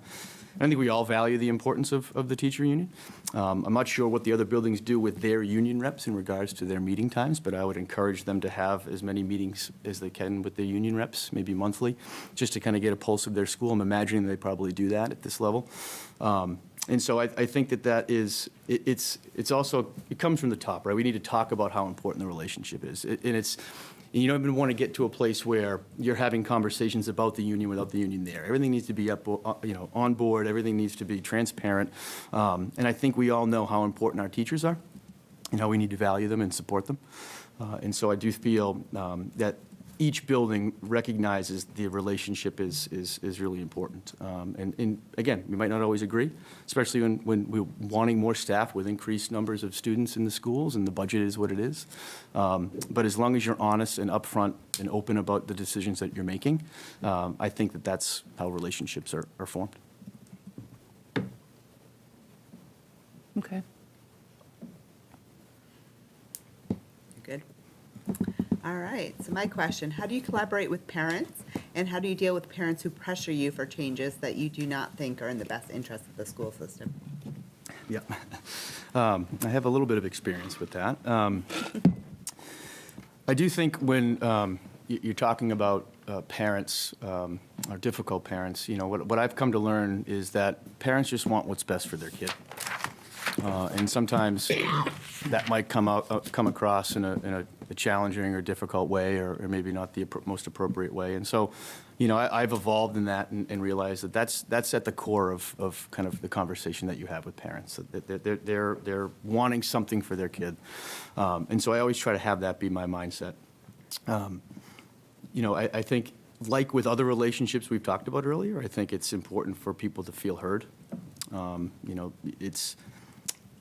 That to me is regardless of the situation. I've talked about things that we've done at the high school, whether it's discipline hearings, bullying investigations. There's a lot of different things that I can talk about where there's maybe a disgruntled parent involved in it, and I think that you need to give them the opportunity to be able to voice their opinions and their concerns, and have them feel valued in that process.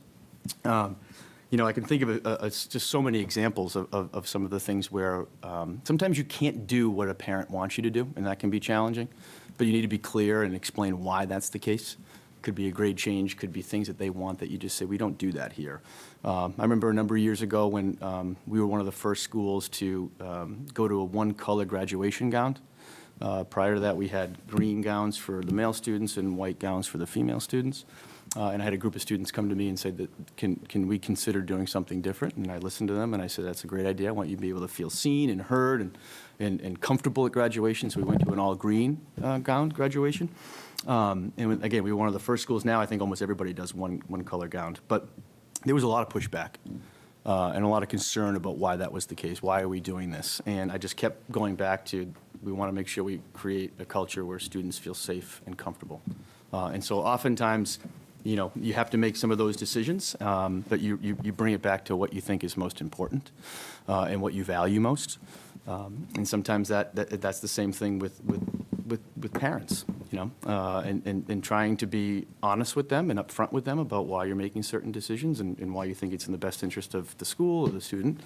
And I think a principal told me a long time ago, sometimes in these situations where you have to have some conflict resolution and mediation, if both people walk away unhappy, then that's successful, right? And so I think sometimes that's kind of the way that I approach it. I want to make sure that I hear from all sides. I want to make sure that people feel heard, but they might not like the decision that they have, but at least they walk away understanding why we're doing that.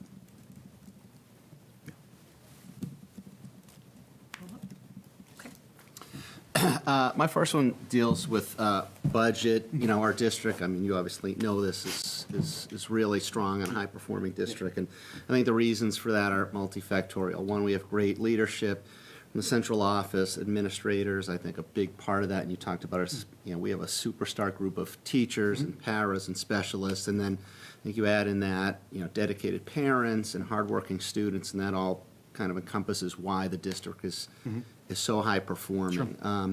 And so to maintain that with rising costs and potential funding fluctuations, how do you address the challenges financially while maintaining that high quality education and the staff support to ensure that our teachers and the student-facing educators have the tools that they need if there's, you know, budget or financial concerns? Yeah, that's a great question. I think we all know, like, we're not unique, that there's budget shortfulls in a lot of communities. And so, you know, I thought a lot about this question, and obviously we talk a lot about budget right now in our conversations with our administration and teachers. I've been fortunate to be part of the budget process for 12 years in Hopkinton. You know, I think the budget is a vehicle for trying to accomplish your goals, whether they're your strategic planning goals, whether they're your district improvement goals, your school improvement goals.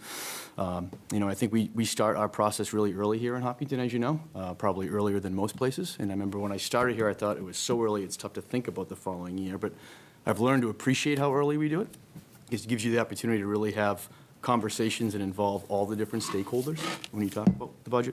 I've been part of the budget process where we've had some ups and some downs, depending on the year. Some years we're able to add staff, other years we have to cut staff, as we know.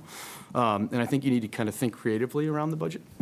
You need to think outside the box, especially with times that are coming up. I know that with the excluded debt and our taxes on the rise, that there's going to be some tough times that we're going to have to make some really hard decisions. And during my parent meet and greet and my teacher meet and greet, that was a lot of the conversations that we have. How do we continue to keep a high-quality education knowing that the budget's going to be a problem?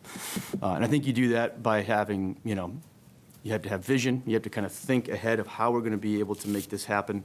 What difficult decisions are we going to have to be able to make? And then you have to be transparent and open about those conversations and be early on upfront about those conversations. You know, I know we talked a little bit about, at the last interview I had, about maybe different grant opportunities that you can have to try to supplement the budget. You know, we have an international student program at the high school. We used to have 25 to 30 students that would come each year. We cut that down to 10 because our enrollment was so high. But now that we've leveled off a little bit, maybe it's time for us to bring back some of the international students, get those numbers up to bring back some revenue. I know there's been conversation about the pre-K tuition as well. So you have to think outside the box in terms of trying to make sure we meet the needs of the budget. And then you need to make decisions based on data and feedback that you're getting from student results, from staff surveys, to try to figure out what's in the best interest to make sure that we're continuing to push ourselves forward. Now, it's tough to say we're going to be able to get everything that we want because it's not reality given the budget situation. But to me, student-facing positions are the most important. We've got to make sure that we preserve those as much as possible. You know, and I think we've done a lot of things at the high school to try to be creative where we've had an increase in student enrollment. We'd like to add 3 or 4 teachers to be able to meet those needs. It's not reality. So we add a 0.4 here or a 0.6 there to try to meet some of those needs. And then we get creative with those. Whether it's a tutoring center position, whether it's a person helping teach in a math class, whatever that might be, we try to be, knowing that we're going to be limited, we try to maximize that as much as possible. And even the conversations that we had earlier this year about our paraprofessionals, it's the last thing that I want to do is ever cut positions. That's the last thing we want to do. But when you think about district-wide, and I had conversations with my principal colleagues about how valuable the paras are at different levels, sometimes you have to prioritize that. I didn't want to cut 3 paras at the high school, but I know that the marathon paras were critical. So sometimes you have to have those conversations and make those adjustments, you know, within your team. And obviously, it's not just the school budget; it's all the municipalities in town, and making sure that we balance those as well. And so, you know, I think my ability to hopefully build trust and build relationships will help us as we have some of those difficult conversations, because they're coming. And I think it needs to start early. And I think people know that in the community, and I think staff knows that, and I think a lot of people are anxious about it, and I understand that. But I think it's our job, if I were to be picked as a superintendent, to be able to communicate that and try to make sure that we make the best decisions possible for our students. It has to be, like we talked about earlier, student-centered. Everything has to be about the student experience. And that really starts with student-facing positions. Anyone have a follow-up on that? All right, you want to start off on Round two? here? Sure, sure. This one's on curriculum, and, how do you balance foundational, academic skills, reading, writing, mathematics, which typically are more objective, against kind of the broader curriculum areas such as history or social studies, where there can be more room for interpretation, and the potential influence of personal or political ideology in lesson planning? That's a great question. I've been part of quite a few different curriculum review processes in my time in Hopkinton. 2 as principal and then 1 as an assistant principal. And we use the kind of UBD model, where we take what we want the students to be able to walk away from at the end of the course, and then we plan backwards on that. And oftentimes we try to make adjustments to make sure our students see themselves in the curriculum. That's critical for us. And so, we also talk a lot about having a guaranteed and viable curriculum, making sure there's a scope and sequence and that there's an alignment between, K through 12. I think that's some areas that we can continue to work on. I think it's different at different levels in different schools in regards to the curriculum. I've worked with an ELA and math team, K to 12, to kind of understand kind of what we're doing at different levels. And so, the part of my entry plan, I think, would be to try to kind of fully understand kind of what's happening at the different levels, making sure we support the teachers. But ultimately, I think when you talk any curriculum from a 30,000-foot view, Tier 1 instruction is the most important thing that we do. We've got to make sure we put time and effort and professional development into Tier 1 instruction. We need to make sure things are aligned and consistent from grade to grade, and then we need to make sure that we monitor our curriculum. We need to make sure we have, every 4 to 6 weeks, this progress monitoring, making sure things are working. If not, if kids are not on the continuum, what are we doing to be able to support those students? And that is regardless of any of the different disciplines that you mentioned. That's kind of the way that we approach that. I think when you talk about, different things that we focused on at the high school in regards to professional development when it comes to some of those areas is, bringing in different professionals to kind of walk us through what makes the most sense, but also we've focused a lot on disciplinary literacy, making sure students see themselves, as write like a historian, think like a scientist. Those things are really important for us, and having reps for students to be able to practice those things. And so, when you balance a curriculum, you need to make sure that you hear from all the different people that are involved in it. We are very much a system here where the teachers are a big part of that process. We have different PLCs and different groups that get together to talk about curriculum. Curriculum isn't something that you put on you put it together, you put it on the shelf, and then you don't touch it. It's always evolving. It's dynamic. You always have to make sure that you're adapting to what's happening in the world and what's happening around us, and making sure that our diverse community sees themselves in the curriculum.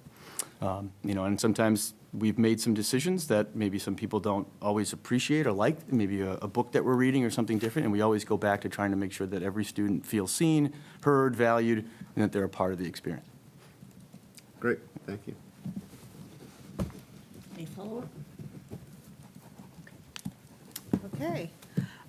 So, related to that, how would you advocate for diversity, equity, inclusion within the Hopkinton Public Schools, and which challenges do you think you might face doing so? Yeah, I think it's, we try to focus on, and I've talked about this a few other times in some forums, about creating an environment where there's a sense of belonging, and that every student and staff member feels seen, heard, valued, respected. There's a lot of, I've been around for the growth of this community and the dynamics of this community, and I think it's wonderful. And I think that there is areas in which you always want to be able to make sure students have equitable access to opportunities, that they feel included. I'm a champion for inclusion. I think it's critically important. It's not just something that you have a one-off initiative. It's got to be baked into what you do. It's got to be just the kind of focus that you have as a school system. I think that comes across in some different things that we do, from our unified sports program to the different levels that we've created at the high school. For students to be able to have, barriers removed to be able to take certain classes. I think about diversity, equity, and inclusion, and you think about what's the opposite of those things, that people that don't want diversity, equity, inclusion? Do they want inequity? Do they want, not equitable access? And to me, those are things that we don't want for our kids and for our staff members and for our families. And so, I'm a big proponent in DEI work. I have been part of our DEI committee at the high school and in the district for a number of years. Obviously, it's about creating opportunities and creating a voice for students and staff to have, in my opinion, and making sure students have equal access. That's critical when it comes to that work. And I think that we send surveys out quite a bit to our students and staff members about their experience, and we're very open to that feedback, and we make adjustments that we feel like we need to make if students are feeling like things are not happening the way that they want to. I think it's unique at the high school. Maybe that doesn't happen at all the different levels. We had a meeting the other day talking about June and Pride Month and what we're going to be doing as a school system. And so those are things that are conversations that we're always going to have, and I think that they're really important because we want to make sure our students feel comfortable and feel safe in the Hopkins school system. Can I ask a follow-up on Yeah. that? Is there an example of something that came about from a survey that you sent out and made a change because of? Yeah. One area, or one that I can think of that recently happened is working with our Muslim Student Association. And some of the information that we wanted to provide staff around Ramadan and what the students are going through during that period of time and kind of their experience during Ramadan. And so I work with our MSA group to put together a kind of a PowerPoint presentation to share with staff about the different things that happen throughout the course of the month for our Muslim students. And it was really well received by our faculty. That was also a group that came and said we'd like to have an iftar night during that month. And so I helped them plan that and organize that and get it off the ground. So that's just one example that just recently happened. Thank you. Yeah. It's important that every teacher feels seen, particularly the superintendent kind of knows who you are. How are you going to accomplish that? You have extremely strong ties at the high school and probably have gone down more into the middle school. Do you have any ideas on that? Yeah. I'd have to get into the buildings, and I have to be consistent with that. I think in this, if I were to be selected for this position, I would have to dedicate myself to the elementary levels and the middle school. I think I've been at the high school for long enough. I think they know me. Obviously, it's a very important school, and I'd be part of that, but I need to get myself into the elementary levels, be able to understand kind of what they're doing, what their struggles are, what's going well, how I can best support them. And whether that's going into classrooms, whether that's going to their back to school nights, with other programs that they put on, I want to be at those things. I want to be present. I want to be approachable. I want to be part of those opportunities. Because that's how you start building community engagement. That's how you start building relationships. Obviously, I know a certain portion of the community, the older students and their families, but I want to get to know the younger students and their families. I've done some things recently. We had a polar plunge for the Special Olympics that I was a part of. That was an event for the entire community. I've been working with our Chamber of Commerce to try to get some things going before our Friday night football games to bring the community together. So those are things that I've been trying to do to get out there with the community. But in terms of the other levels, I think it's a presence. I think it's a listening tour for me to understand from all of the teachers and staff, what they're going through, what are the challenges. How can I be there for them? And then following through on those things. That's the next important thing. Listening to what's going on is the first step, but then also trying to make some changes for them and help them and support them. But just being at the different schools, getting into classrooms, those are things that would be right at the top of my priority list in my entry plan if I were to be hired for the position. Thank you. Yeah. Any follow-up to that?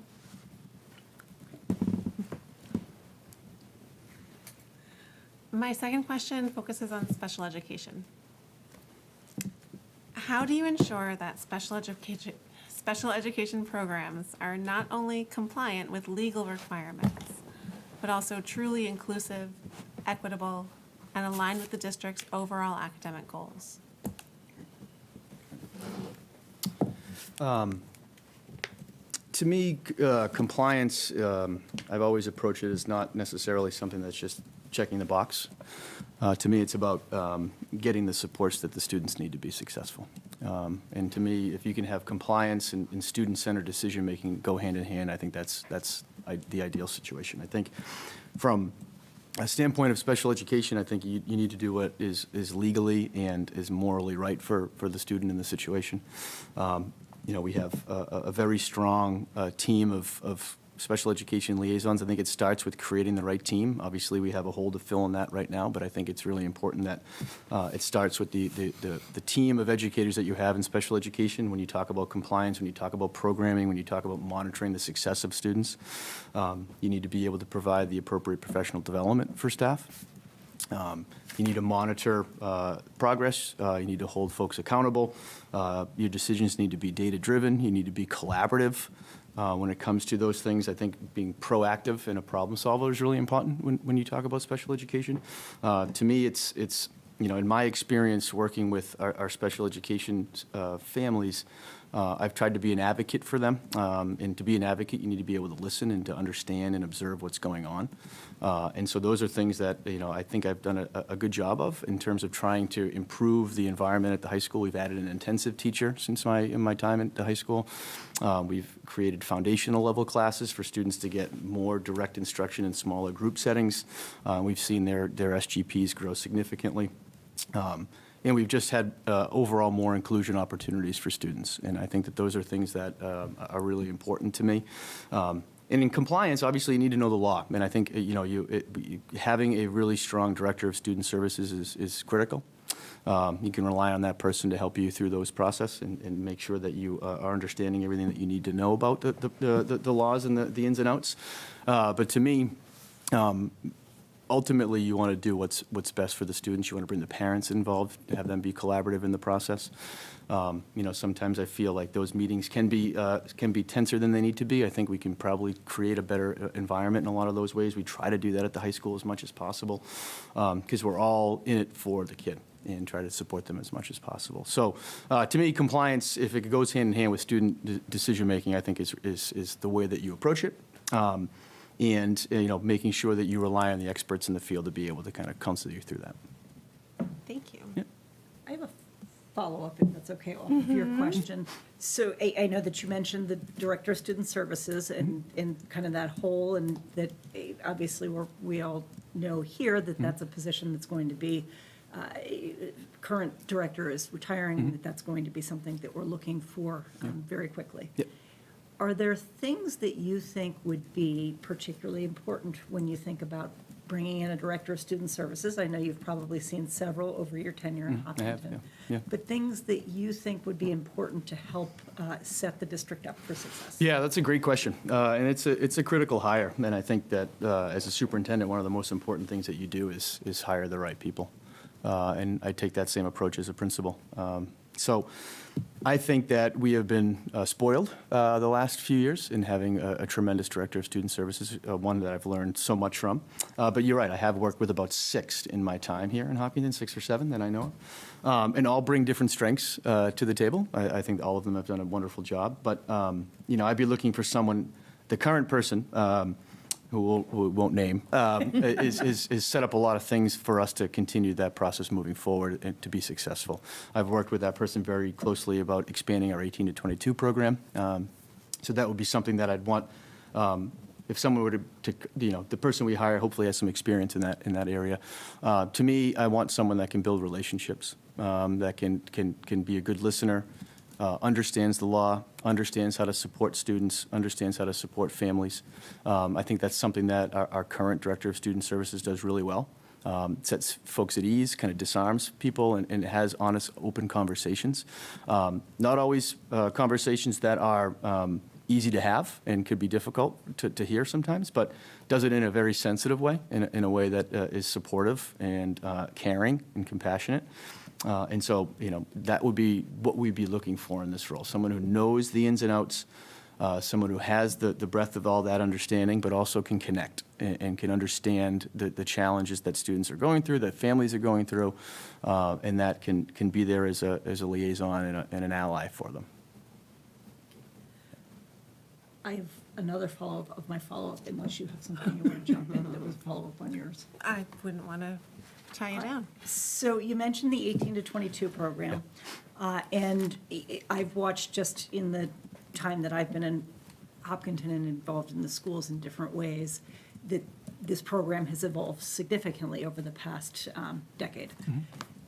You mentioned expanding that. I'm Yep. curious if you have specific thoughts on things that would make this really critical program. Yeah. Yeah.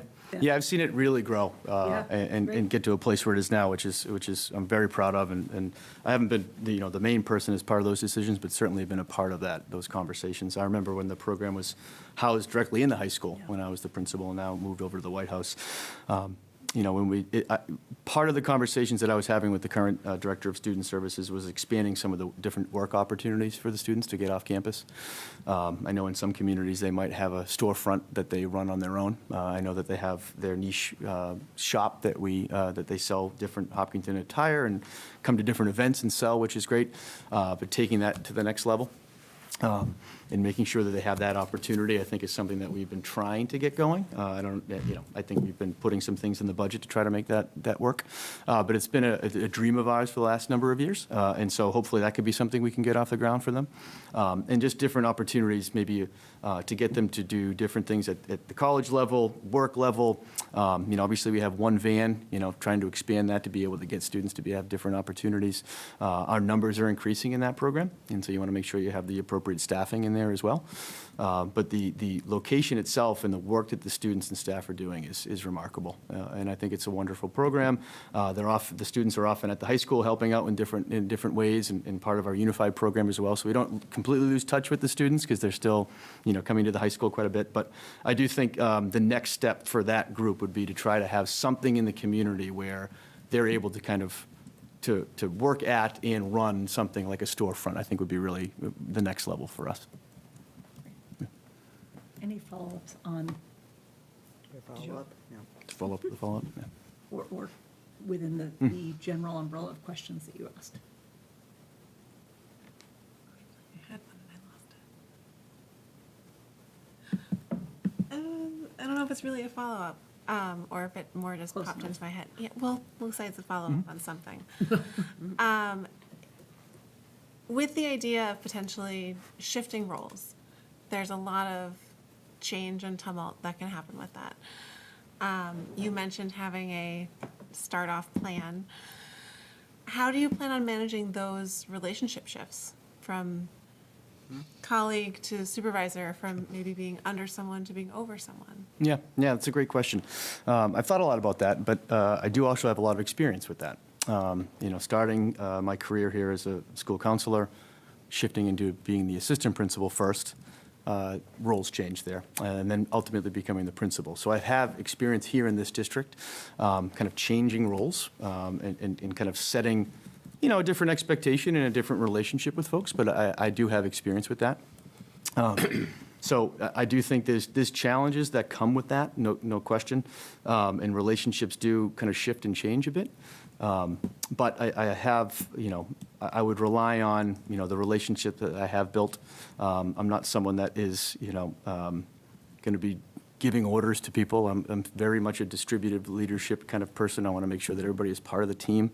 I'm a big believer in creating teams. One of the things I'm most proud of at the high school is the SML model. I was part of developing that, bringing department heads and bringing a group together that are content experts.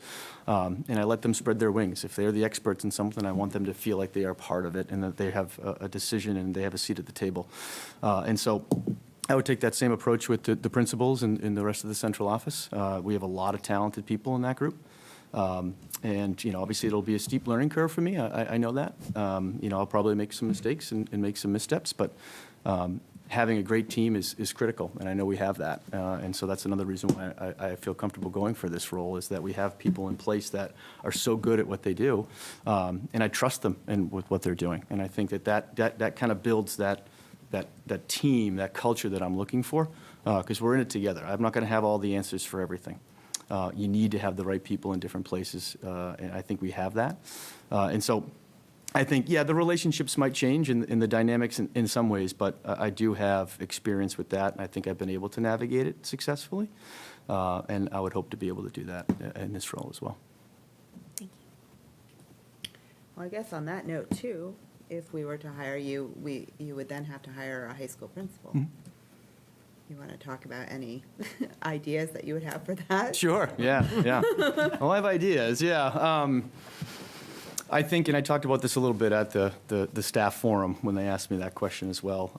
I think we're in a very good position at the high school where it's not about one person. It's about all the teachers and the administrators. It's a team environment at the high school. The culture's where it needs to be. I think whoever we're able to hire, if I am to get the superintendent position, will be put in a pretty good position. I think that school runs extremely well, and it's because of the collection of the adults that work in that building and the great kids that we have.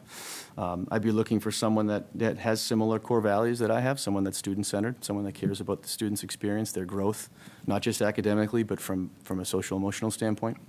To me, that's really important, the whole child.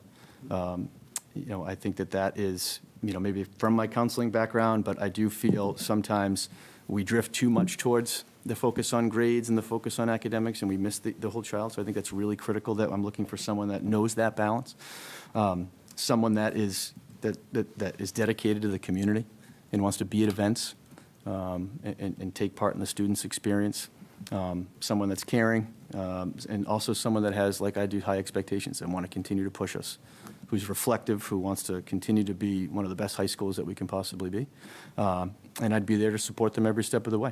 And we have amazing teachers, an amazing department head group that might be the best group of people that we have in the district. They're tremendous, both from just human beings, but also content specialists.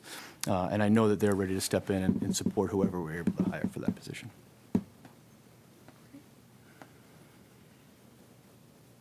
During the past 12 years, you have seen a number of school committee iterations, people who've turned over, positions that have turned over. You've also worked with a number of superintendents. So I'm going to broaden this to allow you to include either superintendents or school committee as a whole. But can you talk a little bit about relationships and decisions that have had to be made that have both an example of something that has gone really well, that you've either brought it before the school committee or the superintendent, and the outcome has been really good, and then on the other side, provide something that in your position where you are right now, reflecting back, you feel like you might have done it differently, or that you wish you'd made a different approach or decision? That's a great question. So from the school committee standpoint, yes, I have been here long enough. I've seen different members and built some strong relationships with folks on the school committee. I've always felt supported by the school committee. I feel very lucky in that regard. I feel a lot of times when I've brought different budget requests or program of studies or school improvement plans, the school committee has always been very supportive. And so that, to me, it's always been very, very nice to have, and feel very good about that relationship that I've had with the school committee and how supportive they are of the high school and the needs that we have. I do remember one specific example that it wasn't as smooth as some of the other situations have been. We were noticing that our schedule a few years back was not meeting the needs of our students. It was students who were reporting high levels of stress. We were having some chronic absenteeism, and we decided to sit down at the table and say, we haven't changed our schedule for 25 years. Maybe we can take a look at that. So we created a scheduling committee. We had one member from every department. And what we did was we had those people follow a student for the full day to get a sense of what the schedule felt like. And each one of them reported back to the group that it was just such a fast pace. Your head was spinning. You're going from physics to French to this to that. It was just too fast. And then after school, they're going to different activities, sports, clubs. It's just too much for the kids. We need to do something about it. So we researched the different schools that had what we call a flex block or a win block. I don't know, I think you were on the committee, you probably remember this. And so, we wanted to be able to try to help students have some downtime during the day. So whether it be 2 days a week, 45 minutes, where we hit pause, students and staff, try to do some of that SEL work, try to kind of, maybe students were going to get extra help, maybe they would just sit and relax, maybe they would catch up with friends. It was very important for us to be able to pull that off. So we visited a few high schools. I remember we went to Needham High School, we went to Lexington High School with the whole committee. We brought students with us. We felt that this was going to be something that we were really excited about. But then I remember the conversation with the school committee was around time on learning, and maybe that this wouldn't be best for kind of student outcomes. And so I remember multiple presentations that I came, and we had some conversations, and some difficult conversations about what was in the best interests of students, whether it was having this downtime or would that take away from students finishing the curriculum, being successful, our different outcomes. And so after some back and forth, we landed on a pilot year. And so we did a pilot of it, 2 days a week, 45 minutes, and it was a huge success. And so now we are in our second or third year of the Flex Block, and students every day are asking me if we can add more days of Flex Block. And so that was an example of and I totally appreciated where the school committee was coming from and the concern that they had about time on learning and minutes, and would this take away from students being able to access the entire curriculum of AP this or AP that? And I understood it. But I knew this was going to be best for our students because I was looking at the different stress levels and the anxiety students were having and the students being school avoidant. I was a big part of bringing our START program to the school. Former adjustment counselor Jane Gomes and I are the ones that got the grant initially to bring the START program to the high school, and now I believe every school has in the district a version of the START program through the BRIGHT program. So we were seeing those numbers increasing significantly, and so we wanted to make sure we did what we feel was best for the students. And so that was an example. But I've always I've tried to have really strong relationships with my superintendents as well. I've had a few of them in my time. They're different in different ways, but I've always learned so much from them. I remember Dr. McLeod was the person who hired me as a principal, and I developed a wonderful relationship with her. So much so that unfortunately, when she passed away, her husband asked me to say a few words at the service. I felt we were very close, and I was so appreciative that she gave me the opportunity to be a principal, and I've developed a wonderful relationship with Dr. Kavanaugh as well. We're very different people. I learned from her. She is a very smart woman, and I've learned a lot about curriculum and instruction and assessment from Dr. Kavanaugh, literacy, especially at the K-5 level. I've been picking her brain all year about that, and she's just been a wealth of information for me. And so those relationships have always been really positive. I think in any time you're going to have some disagreement, and you're going to have some back and forth, and if you're not frustrated with your boss from time to time, then they're probably not doing their job, right? So I'm well aware of that, and so we've definitely butted heads sometimes, but it's always been respectful. We always try to listen to each other, and I try to take that same approach with the teachers that I work with. So I can't really think of many things that have gone wrong with the school committee. The Flex Block was an example of kind of a pushback, and for the most part, it's been a very supportive relationship that I've had. Any follow-ups on anything that people would like to ask?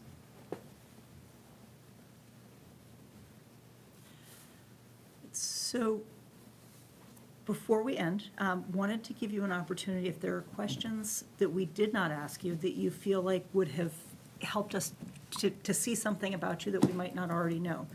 So both that, and then if there are, things that you just want to put out there, I would invite you to do so. Sure, great, thank you. Well, first off, again, thank you so much for this opportunity. I really appreciate it. Regardless of what happens, I just want what's best for Hopkinton. And I know you have a tough decision to make, but I'm confident that you'll make the right one. And if it's not me, I totally understand. I will support the next person and continue to be the high school principal and do the best job I possibly can, because I want what's best for Hopkinton. I guess a few things that I've had experience with that I guess extends K-12, because I know I've talked a lot about the high school, is I've been a big part of the Safety School Task Force. in my time as principal. So that's a group that gets together with police, fire, teachers from all different levels, administrators, and coming up with our different crisis guides. And, I take the safety of the school building very seriously. And so I just wanted to comment a little bit on the relationships I have with those different groups and how we have different crisis response teams at different levels, but we try to do a lot of proactive things with our group and not just reactive. I've been part of the bullying prevention plan at the high school. I've been part of at the district, both different iterations that we've done. So I have had some connection in collaboration across the district with those different things. But I guess I'll just say, I've said it before, but I love this community. If I'm fortunate enough to be hired for this role, I look forward to working with all of you and prioritizing the student experience. Trying to maintain high-quality schools, given the budget situation. We want to make sure that our school system is something that the community is proud of. I think I try to have strong, positive working relationships with people. And I think I can get along with pretty much most people. And so I think that's something that I want you to know that regardless of background, whatever side of the spectrum you might be on, I try to be able to connect with people and make sure that we do what's best for kids and for our staff. And so I'm just fortunate to be in this position. I love it here. I really hope I'm the next superintendent. I'm looking forward to working with people in that role. And I'm hoping I answered the questions that you asked today. I know I've gone through a battery of questions over the last few days. I'm sure I've left some things on the table, but I hope what came across is that I'm student-centered. I care about kids. I can build relationships. I think I've built trust in the community. And I will work my tail off to do the best I possibly can in this role if I were to be hired. Thank you. Thank you. In terms of process, we are in the process of doing reference checks. I know some of the calls have been made, some of them have yet to be made, depending on people's schedules and making them. No worries. Yeah. No comment on where people are. But so there's that piece. And then the next opportunity that we are able to sit down to deliberate and make a decision will be next Thursday. I expect that we will make a decision. If for some reason we do not end up being able to make a decision for, whatever reason comes in life between now and then, we will definitely reach out and let you know that. This recording will be available for people in the community to see, to provide feedback. And again, for people at home that are watching this, there is a feedback link on our website for each of the candidates. And so, people's voices are really important to us to hear. So we welcome as much feedback as we're able to get and to sort through. But Awesome. Thank you very much Yeah. for, this is, I know, a really long process. I can't think of a different job interview process where it goes on like this. But But it's a lot for you all as well, so I understand. I appreciate your efforts and the time that you've put towards this. So I thought the process has been very thorough, and questions have been great. First round, this round, throughout the process, so thank you for being thorough with that. that's great. Yeah. Thank you. Okay. Thanks. Thank you, appreciate it. Thank you. All right. Right. So with that, I would entertain a motion. I move that we adjourn. Thank you. Motion by Susan. I was just going to say, Oh. our process Oh, yeah. before we do that, Oh, okay. Yes, so Sorry. our process, between you and the bed. the three of us are making the reference calls. I know some people may have finished and some people are really more at the beginning. I sent my emails out, so I'm making phone call appointments. So there's that about piece. We'll continue to collect the feedback. I think that feedback loop closes on Tuesday. Okay, And and then then we'll get the summary data. of it from Nestor. We'll get the data as well as kind of a compilation of both the raw data and some data that has conclusions, trends that are noticed in it, because I expect there will be a lot of data. And then we will come here and we will Deliberate. deliberate. Typically, the deliberations are not shown live because that gives us then the opportunity to reach out to the candidates, but they will be a public process. I would like to make a recommendation that perhaps that The link for the survey, if it could be moved to a far more prominent place, like on the front page, because I've had several people Okay. say It is a little- that it is a they little can't buried. find, they don't even know where to look. Yep. I was looking, I was like, oh, wait a minute, Yeah, oh, it's down here, under- superintendent Yeah. search in small print. So I will pass that along and Yeah, ask that that be I'd moved get it up there immediately, big. or before the weekend, certainly. Perhaps Yeah. some of our media partners could. And that would be great if some of our media partners could share that as well.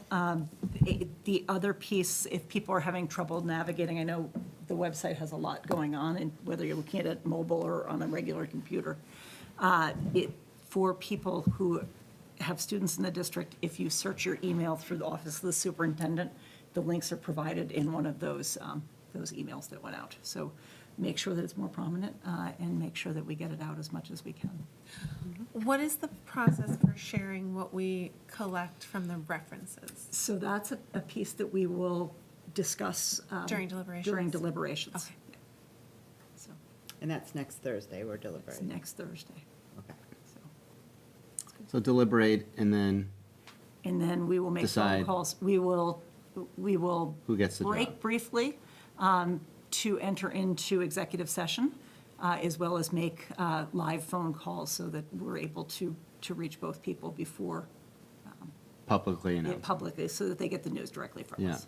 But next week, like tonight, is not live, it's delayed or, got it. We'll delay that, so. All right. Do we want to go back to Making a motion, sorry. I move that we adjourn.